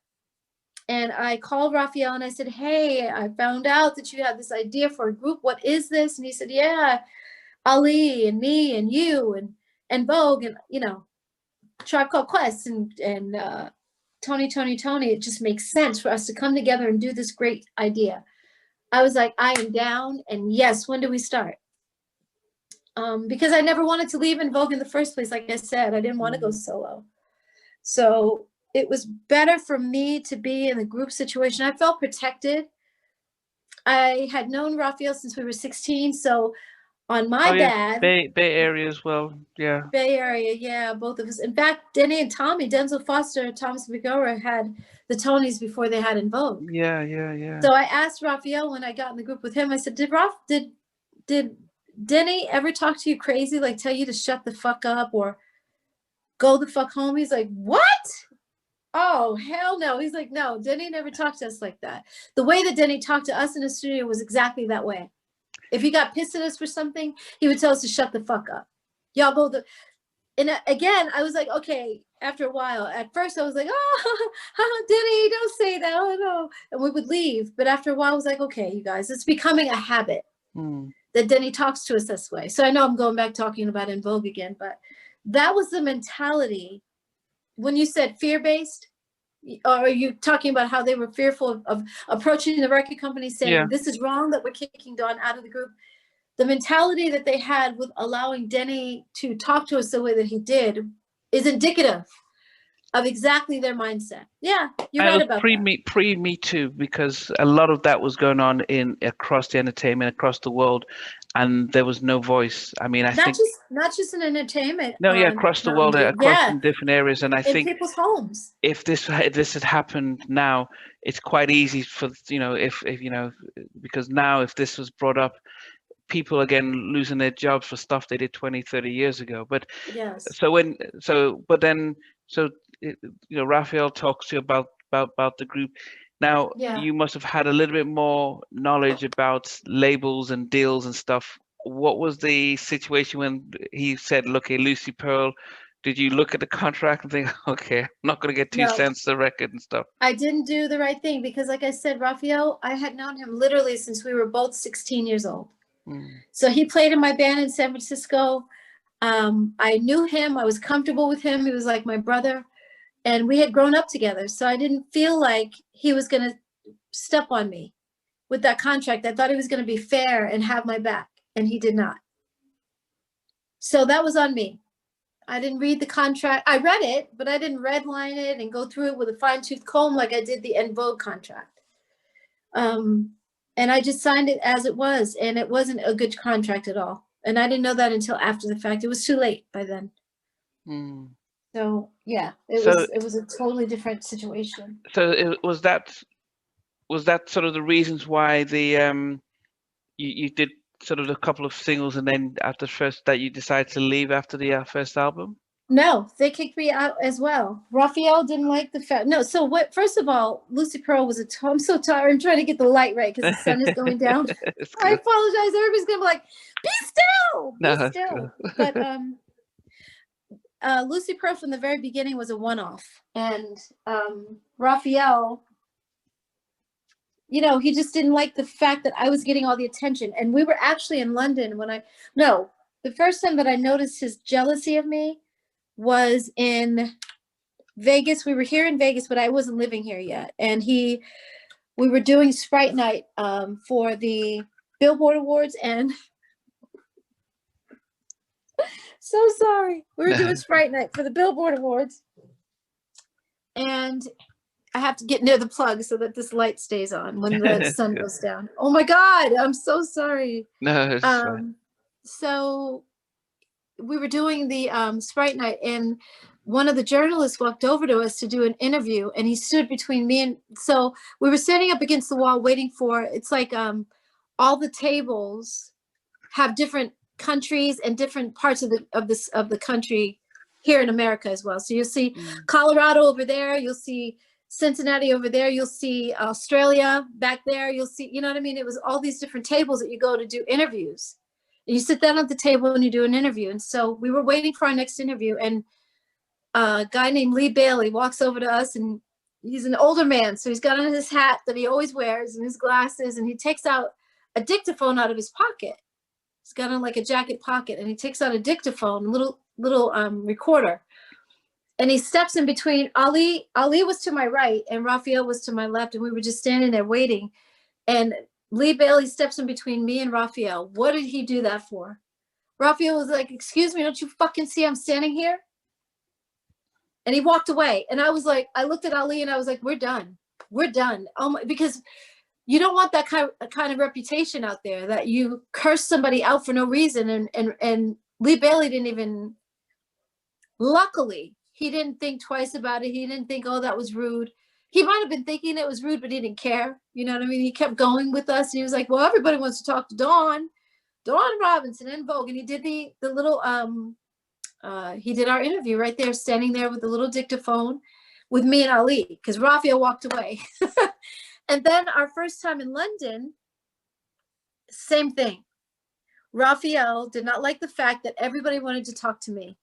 He had a problem with that. He didn't like it at all. And one of the journalists, when we get overseas, we have to do a series of like all day interviews. You start from 8 a.m. in the morning.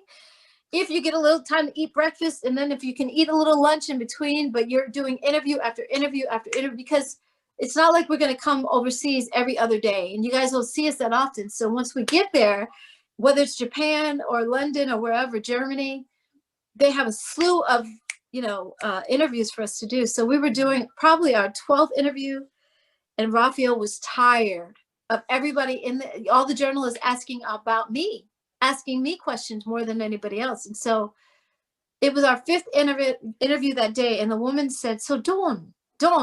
She kept asking me questions. And Raphael sat up. He was sitting on the couch, but he was leaning back. And he sat up and he said, what the fuck? Don't you see we're sitting here too? Like Ali and I, because I was sitting in the middle of, it was Raphael on the right, on my left, and Raphael, Ali on my right. And he looked at Ali and he said, don't you see us sitting here? We've done shit in our careers as well. What the fuck? You're not talking to us at all. And she said, Dawn has done a lot more. A lot more. And I was like, oh my God. And I mean, after that, I tried to play small. I remember kind of shrinking down like, oh, that doesn't feel good. But a lot of the world does not know who the Tonys are. They may not know who Tribe Called Quest is, but they know who En Vogue is. We were much bigger. And so that's what she was trying to tell him. She wasn't trying to put him down. She was just telling him the truth. Dawn has done a lot more. When we got to Germany, maybe 3 days later or so, all of Germany wanted to talk to Ali. Only Ali. It was a hip hop extravaganza. Like, I was like, oh my God, we got to go to lunch then. We're going to let him do his interviews by himself, because they loved hip hop there. It was a hip hop culture. And Ali was like, oh my God. He said, you guys know more about Tribe Called Quest than I do. I have to do my research. That's how much they want to talk to him. And I was like, see, Raphael, they don't want to talk to me and you. And I'm not upset about that. Like, this is Ali's thing. Let him have his moment. Why be jealous of him? Because they don't want to talk to us. It was childish. It was very childish. And I also, when we got to Paris, I brought an article from Gwen Stefani and No Doubt, and she was talking about the fact that the guys in her group, because it was a band that started out as a garage band together, garage, as you guys say, a garage band. She was saying that the guys were jealous of her, and they didn't understand why she got all the limelight at first. And she was like, first of all, I'm a girl. Anytime there's a girl in a group, the girl always gets more attention. That's one. Second of all, you guys are not going to be on the cover of, Vogue magazine, because girls don't get on the cover of Vogue magazine. I do. So when I get on the cover of Vogue magazine, I bring back more attention and more stardom and more focus on the group. Everybody wins when I win. Yeah. So stop being a little bitch, stop being little bitches, and make sure that let's get this money, let's get paid. And they did. Yeah. And that's what I was trying to tell Raphael. He came to my room in Amsterdam. We were still overseas, but we were in Amsterdam by then. And he said, Dawn, I'm trying to make this work. I said, Raphael, this was the other thing that I had a problem with, because we were supposed to have our album out by June. Here we are in November. Our album wasn't out. And I was like, Raphael, the bank has been calling me about my house. Wow. I'm going to lose my house. And I was telling him prior to that, I need money. I need a little bit of money. And it wasn't a lot. It was what, $1,500 was my mortgage, $1,500. So, and he told me when I signed to Lucy Pearl, because I turned down a deal with Bob Jameson. Like I said, I had a few deals on the table. Bob Jameson was at RCA, and he flew me to New York, and I had a deal on the table with him, and I turned that down to do Lucy Pearl. So if I had your back, you should have my back, like you said you would, because he told me, I don't have a lot of money to give you up front, but I can figure out how to find what you need if you need it. And I was like, cool. If you just, if that's what if you're telling me that when I'm down on my luck or I need a little bit of money, you're going to figure out how to help me out, then cool, I'll sign with you. And I signed that deal. So now here it is, we're in November, and we were supposed to put out the album in June. The bank is calling, they're knocking on my door, and I need to pay my mortgage. And he was like, well, I don't know what to tell you, every man for himself. But you told me that if I sign with you that you'd have my back, and now you're saying every man for himself? Like, what?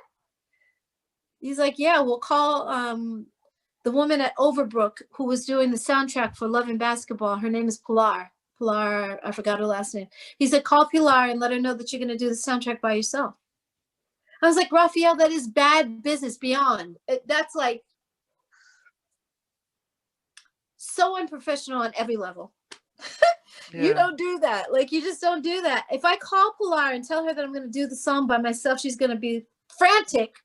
First of all, she had it in line for Lucy Pearl to do the song for the soundtrack Love and Basketball.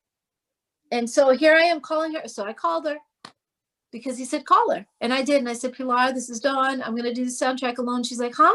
What? I don't understand. So wait a minute. So it's not going to be Lucy Pearl? I don't understand what happened. I was like, oh my God. Okay. I can't explain. So I said, don't worry about it. Lucy Pearl's going to do the soundtrack. And I ended up literally losing my house. So as far as everybody's like, oh, we need a reunion, Lucy Pearl. I'm like, I have tried. I really have. I've given it a shot or two. We've had conversations. At one point, we were going to have Raphael, myself, and Q-Tip from Tribe Called Quest, because Ali was doing other projects. He didn't want to be a part of it. So he gave us his blessing, and we were going to do that with Q-Tip. And then after a while, it was just me and Q-Tip on the phone and no Raphael.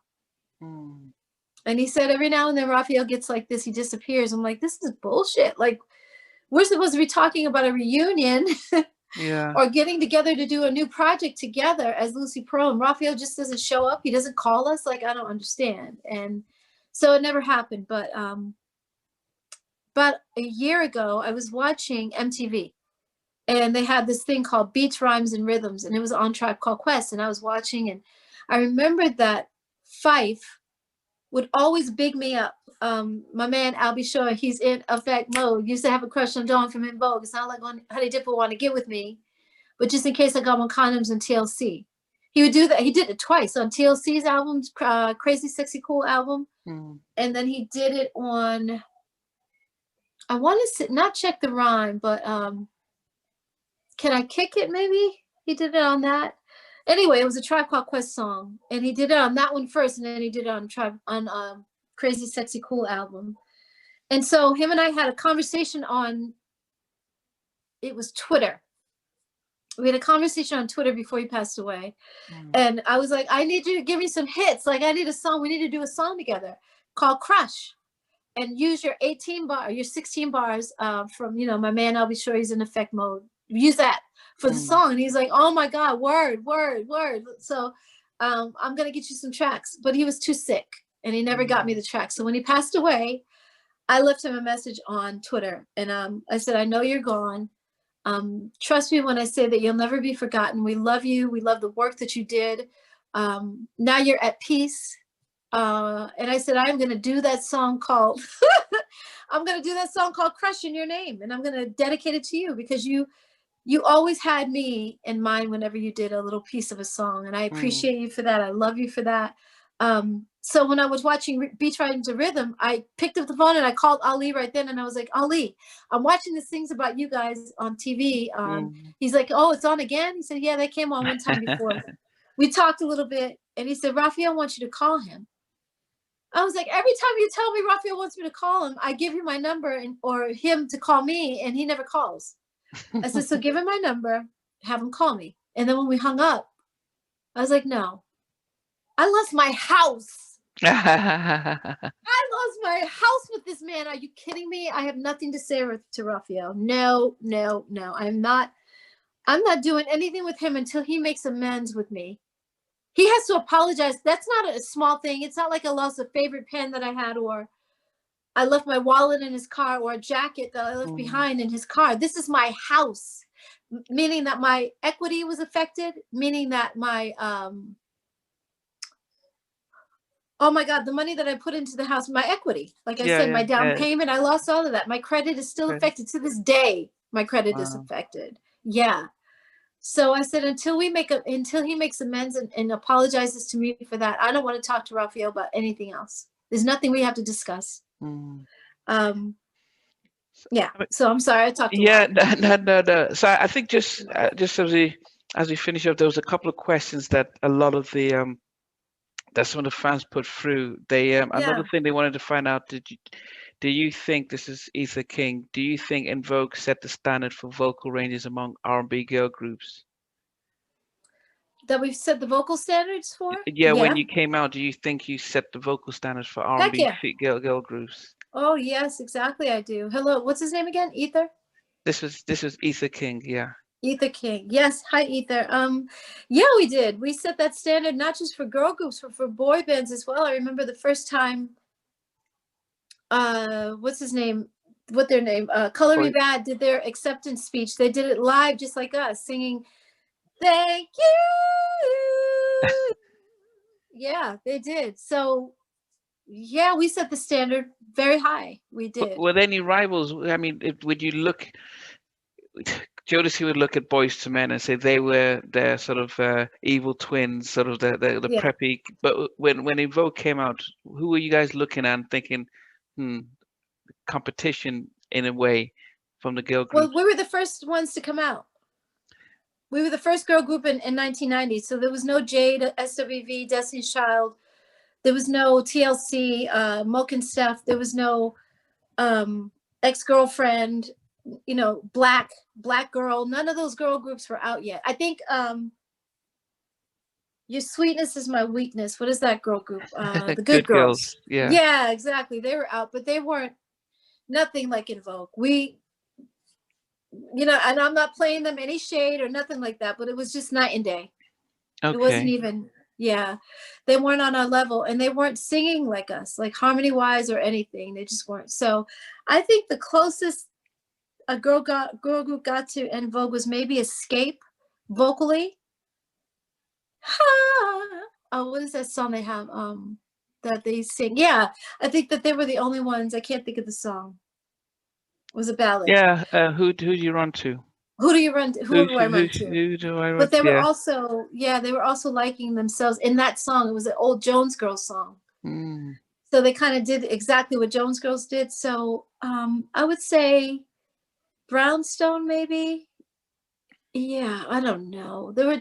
Each group would do a couple of little harmonies and stuff like that, but they still weren't prevalent with their harmonies the way that we were. Yeah, So, and I love the fact that all the girl groups had their own thing.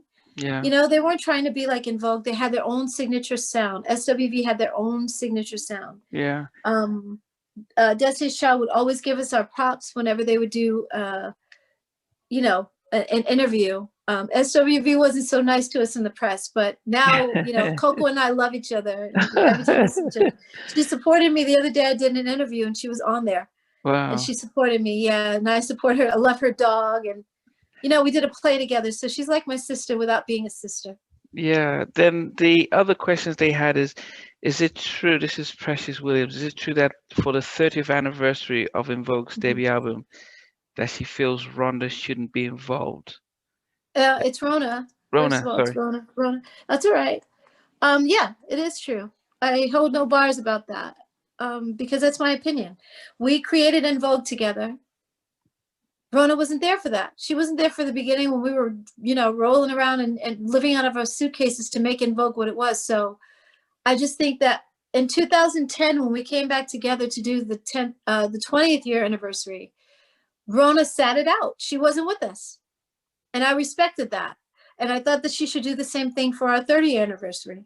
And she didn't do that. So Cindy and Terry feel like she's been with them longer than Maxine and I at this point. And Mm, she has. She's been with them 13 years. I think we were together 8 years when I left the group. mm, But it doesn't matter. She wasn't there from the beginning. So she shouldn't be there now. Right now, a fan told me the other day that Rona is celebrating her anniversary with the Mickey Mouse Club, that she did the Mickey Mouse Club show. Or I don't know if it was a TV show or a stage show, but she's celebrated 30 years with them. Were we a mm, part of that? No. Max, I wasn't invited. Terry wasn't invited. I don't think Cindy and Maxine were invited either. So mm. why should she be a part of something that she wasn't there for? So that's my stand. So, and somebody else did ask that why En Vogue couldn't do a five-piece like New Edition when they Because brought I don't in want to do a 5 piece like in addition. That's when they why. when they brought in Johnny Because Gill. I don't think that the blend is there. I don't think her harmonies blend with us. She's much taller than the rest of us. It just is not a good fit. That Mm, was something that Cindy and Terry brought her in. Cindy and Terry need, when they have a 13-year anniversary with Rona, then they can celebrate that. And Maxine and I won't be a part of it. But right now, Rona has been a part of the group for 13 years that Maxine and I have not been able to be a part. They kicked me out. They mm, didn't fight to keep me in the group. So why are they fighting to keep Rona in the group? yeah. I mean, it's not fair to me. So there's a lot of things that I look at like it wasn't fair. And I told them in a meeting that we had just before we did this charity event last year, maybe 2 months before that charity event, and we all came together. Rona was there. I said to Cindy, it was just Cindy and I going back and forth about why Rona should be a part of the reunion. And I said, it's not fair that you guys are fighting so hard to keep her in this group, but you didn't fight this hard to keep me there. You didn't stand up for me. You didn't say anything on my behalf. You did not have my back the way that you're having Rona's back. Rona didn't Mm, help build En Vogue. Rona didn't build the foundation that En Vogue is built on. That was the hard work that I put in. yeah. So why are you you're so busy trying to fight so hard for her, but you didn't fight at all for me. Mm, In 97, when Sylvia Rhone said you can't be in this group, you guys were like, okay, Dawn is out. But you're fighting so hard to keep Rona. Like I have a problem with that. And I mm, took offense. So her and I were going back and forth, and I was like, well, we have to agree to disagree. If there's going to be a reunion happening in 2020 next year, because this was last year, like I said, yeah. then if she's a part of it, then I'm not going to be in it. I'm Yeah. not. So I think the one of the final things is just in the midst after pandemic and stuff like that. Yeah. What's any plans going, for the New Year's, music wise or anything for people to look out for? Yes, I am. I'm so proud of this. I just started my own label, Stiletto Entertainment, and I was going to do a crowdfunding campaign to raise money for, well, and I'm also doing my autobiographical book. So I'm writing Okay. my life story, or not life from childhood, but there's a piece of that in there because it has to talk about when my father discovered my talent as a little girl. So there's just one little story in there about that. So, but it basically chronicalizes my time with En Vogue and Lucy Pearl. A Okay. little bit of Lucy Pearl at the very end, because I want to give Lucy Pearl his own book. I think that time with Lucy Pearl is deserving of its own story.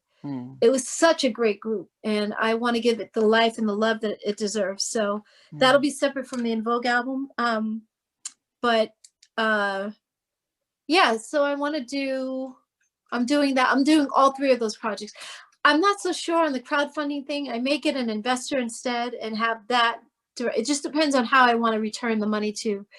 You do an ROI for the fans. You don't have to do anything on crowdfunding, but it's a little bit difficult because I don't want to ask fans for money. You know what I mean? It's a little tricky for me. So yeah, I haven't figured that out yet, but Okay. I'm working on a solo album, and I'm sorry, that money that I get will garner me to be able to fund doing my solo album, because you have to have not just the songs, but you also have marketing money. You have to do a few videos, that costs money. You got to do a new photo shoot, that costs money. You got to pay for, you don't have to pay to stream, but you got to pay for certain outlets on digital outlets out there. So there's money that's required to do my project. Yeah. Okay.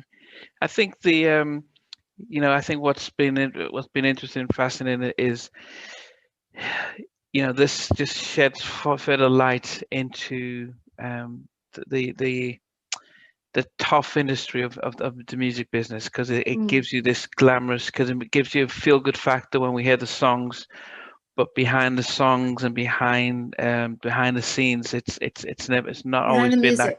Behind the music, it's not always been that great, and unfortunately for us, more so than ever, it's been black music seems to be, it still seems to be the cradle of where a lot of these issues still arise. And it doesn't seem it's really unfortunate. But hearing your own story, but again, you also have the great stories of artists who have made it and got the right deal and stood up for themselves. I mean, that's all it requires. A lot of times we as people are just afraid to say, we don't want to go against our job, our 9 to 5. So that's why we have a union to speak for us, and to stand up and say we need higher, wages and lower taxes, and we need to have better health care for our children. And if nobody is there to do that, in our case, we had a manager, but he was not willing to he wasn't able to step in and do the things that were necessary for us to have a better situation. And I was telling them the whole time, as soon as I started to wake up and it was like, ding, ding, ding, the light went off in my head. And I was just thinking, how come, we don't have the same amount of money as our producers, and how come they're making so much money? And how come our choreographer has a mansion and our manager has a mansion, but we don't have one? Yeah. All the lights, all the bells and whistles started going off. And I was like, okay, this is a bad situation. And I think that's why the label got rid of me, because I was asking the questions that they did not want asked. Yeah. They knew that I understood what was going on. I got it. I was like, oh boy. And so they knew that if I was awake, I was also going to wake up Cindy, Terry, and Maxine. And they didn't want that. Yeah. Unfortunately. So we kind of lost out. En Vogue fell apart, and it wasn't fair. It was so unnecessary what happened to us. Yeah. And we lost our momentum. So even though I came back to the group several times over the years, they would call me, how bad can Dawn be? Because they put it out that I was so difficult. I was a bitch. I was a troublemaker. But how bad can Dawn be when you guys called me back to the group? I can't call myself back to the group. It's up to you guys to have me back. And I guess if promoters are saying, look, we can give you this amount for the three of you, but we can give you this amount if you get the original lineup. They still didn't have to have me. They don't have me now. They haven't had me for 13 years. Yeah, but if you're talking about doing shows, if they make more money without Maxine and I there, because they get the same amount of money that they would have with us, they get without us. Okay. So they get to split Maxine's fee and they get to split my fee between Cindy and Terry, and then pay Rona whatever you guys want, because she's a newbie. They can pay her whatever they want. Yeah. You know what I mean? In other words, they are the founding members, so they can get paid more than Rona. And without Maxine and I there, they don't have to pay us. Yeah. My final stuff, which I ask all my guests, is that if Yes. you were stuck in an elevator and they said, "Look, we're about to get you out, but just before we get you out, you can watch a movie. While before we get you out, what movie would you request to watch?" The Matrix. Okay, well done, Neo. Smart movie. The smartest movie that has ever been made. It shows us exactly what society is and how we're Yeah, run by the powers that be. yeah, The media, the news, the government tells us what to do. We go to work every day. We are stuck in the matrix. And until you free your mind from it yeah, and literally separate yourself from what you see every day on TV, what they tell us how to think, they mm, tell us how to live, how to be fearful of stuff, we're afraid of COVID. I'm not saying that it's not out there, but the numbers that they're inflating are just way too much. It's not, yeah. it's not even happening that bad, Okay, or as bad as they say. So yeah, it's like, yeah, unplug yourself from the matrix and think for yourself. You can watch the news, or you can be inundated and beat up every yeah, single day by the same fear-based news every day, all day. So the Matrix was a smart movie, and it had prominent Black people that were playing the prominent roles in that movie. yeah, yeah. They did. Yeah, Lawrence Fishburne was, the Oracle was an old Black woman. She had all the Yeah, wisdom in the world. I yeah, mean, come yeah, on. So to me, I just thought, what a smart ass movie. Oh my yeah, God. yeah, They unplugged him from the matrix and he saw things as they really were, as opposed to what they wanted to see. yeah, And it was hard to look at because he's yeah. like, I don't want to be on the Nebuchadnezzar on this old ship with this terrible food. But he knew that in order to unplug himself, he had to get out of mainstream. Yeah, So that would be the one. I'd watch that'll be that the over and one. over and over. And then when they are about to put in the movie, but it's still like, it'll take a few minutes or so, what song would you request to listen to before the movie comes on? Don't let go.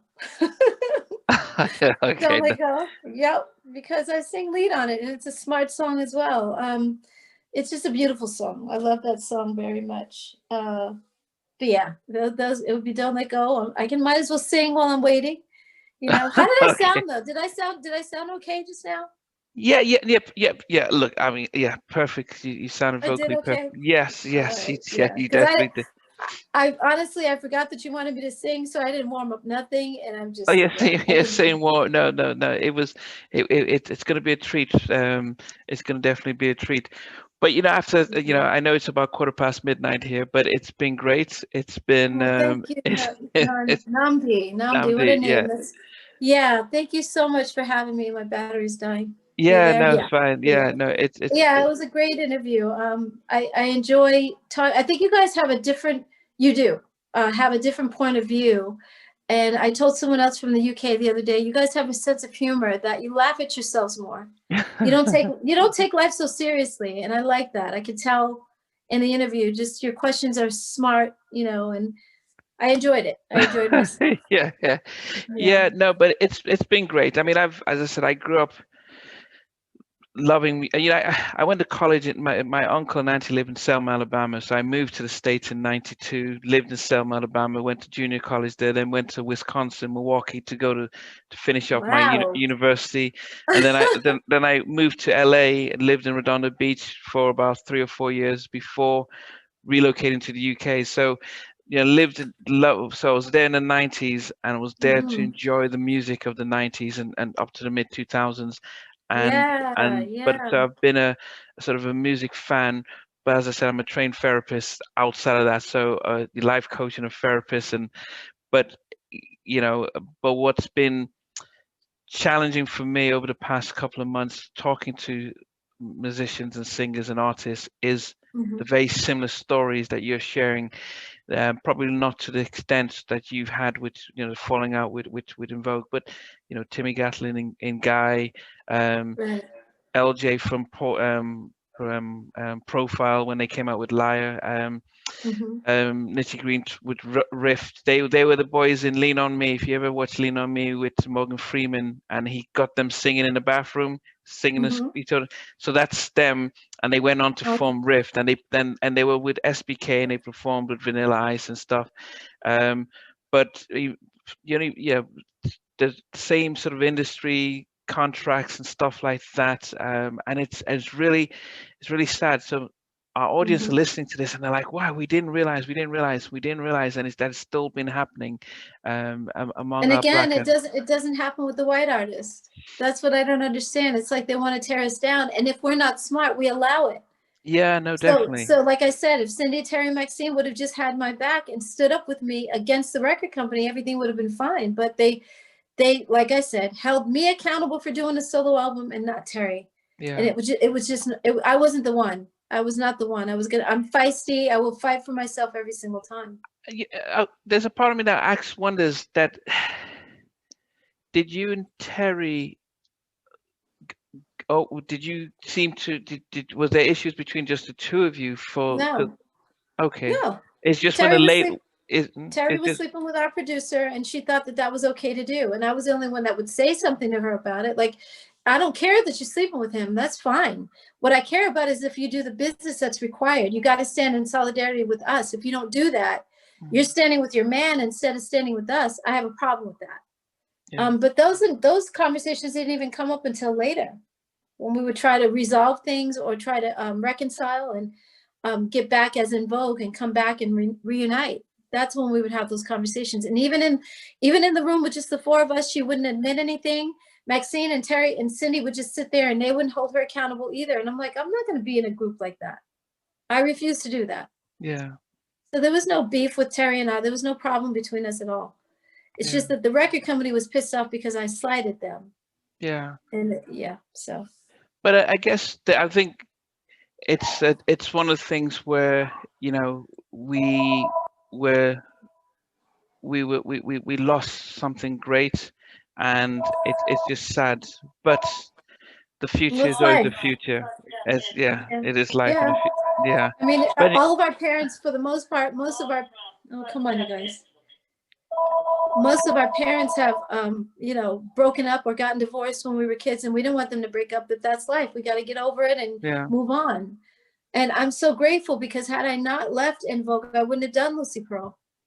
Most likely I would not have done that group. And I say that about the Beatles the same way, that had the Beatles not broken up, we wouldn't have had Imagine by John Lennon or Paul McCartney and Wings. I mean, you got to go to grow. We can't keep it together just because we got to save face for the public and for the fans. We have to do what's right by ourselves. And had they stood by my side, I say it over and over and over again. I've been saying it consistently for years, since I left in '97. Anytime I get in an interview, they would ask me about what happened with En Vogue, and I've been saying it since '97.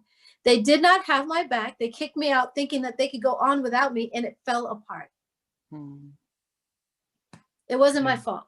No. So, I tried my best to stay, but they didn't want me in the group. They thought, oh, we don't need her. We can do this without her. Good luck.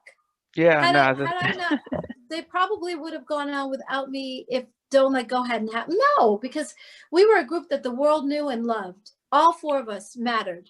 Yeah, so but no, I think with Don't Let Go being it's like Tony Braxton's on Break My Heart. You know, it's like Don't Leave, but no doubts, Don't Leave. It's even Aerosmith when they had Don't Want to Lose You.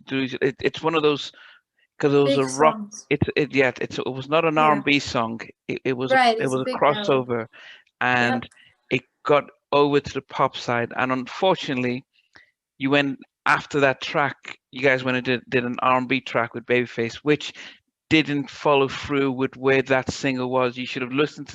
They should have done a single. Said, look, we need to get David Foster. We need to get the same guys to write a couple more ballads just like this, because we're going big time. But they went back to R&B, and I think people went from that track to the first track, and it just, and it was just the three of them. It just didn't look good. It didn't make sense. Well, not like I said to you, it's also karma. Anytime you do wrong to people and you think you're going to have a blessed life after that, it doesn't work. Yeah. We've seen it so many times with people that have done wrong, and they're mean-spirited, or they do something so outlandish and so mean. It's like, you can't expect to have success after that. The fans were not having it. Yeah, no, they weren't having it. Yeah. And God wasn't having it. I mean, if you believe in God, God was not. It was like, what they did was wrong. Yeah. Period. It was, there's no other way to say it. Like, I've said it over and over again. I'm like blue in the face now because I've said it over and over again. Terry did a solo album. They kept her in the group. Dawn did a solo album. They kicked me out of the group. How is that ever okay? Yeah. It's not going to work. So, and even coming back to the group, you can't come back to a situation. It's like getting back after you cheated on your wife or your wife cheats on you and you guys don't talk about it. You have to work it out. Talk about it because it hurt me. What you did to me hurt very bad. And because of what you did, the group fell apart. You guys kicked me out and the group fell apart. So the fans see us differently. They blame me for the breakup. They still blame me to this day because they don't know the truth. I'm just now getting that truth out of what happened and how they treated me. So you got to deal with it. And Terry is not, she's not admitting anything. She doesn't want to talk about it. It's like, oh my God, wow. Yeah. So you guys don't want to hold her accountable still after all these years. You still don't want to say, Terry, you're the one who did a solo album first. You had Denny as your man, as our producer. You were sleeping with him, and because of that, everything fell apart. It wasn't Dawn's fault. They haven't done that yet. So I don't know what to say. Well, we'll get the story out. But right. Okay. Thank you, Namdi. Thank you so much for your time today too. Yeah.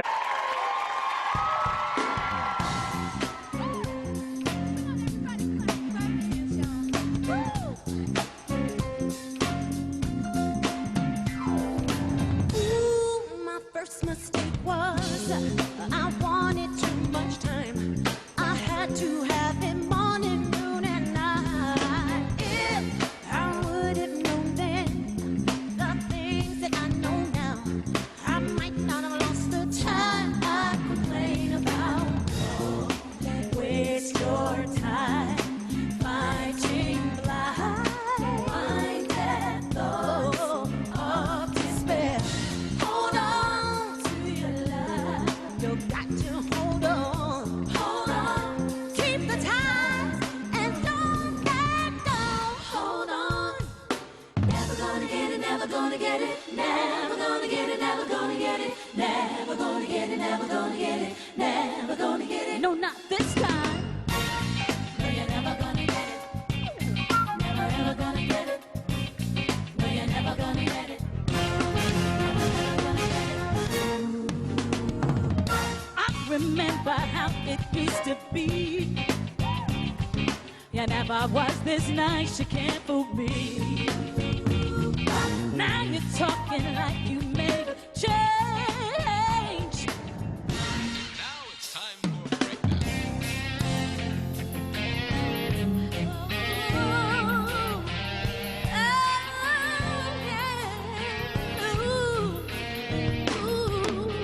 What's it gonna be? 'Cause I can't pretend. Don't you wanna be old and fresh? Hold tight and don't let go. Don't let go. You have the right. Yeah. Don't let go. I often tell myself that we should be more than just friends. I know you think that if we move too soon, it would all end. I live in misery when you're not around. And I won't be satisfied till we're taking both out. There'll be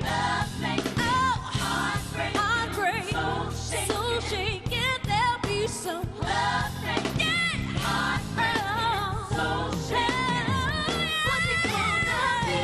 'Cause I can't pretend. Oh no, don't you wanna leave? Don't you wanna be old and fresh? Hold me tight and don't let go. Don't let go. You have the right. Don't let go. Now, what's it gonna be?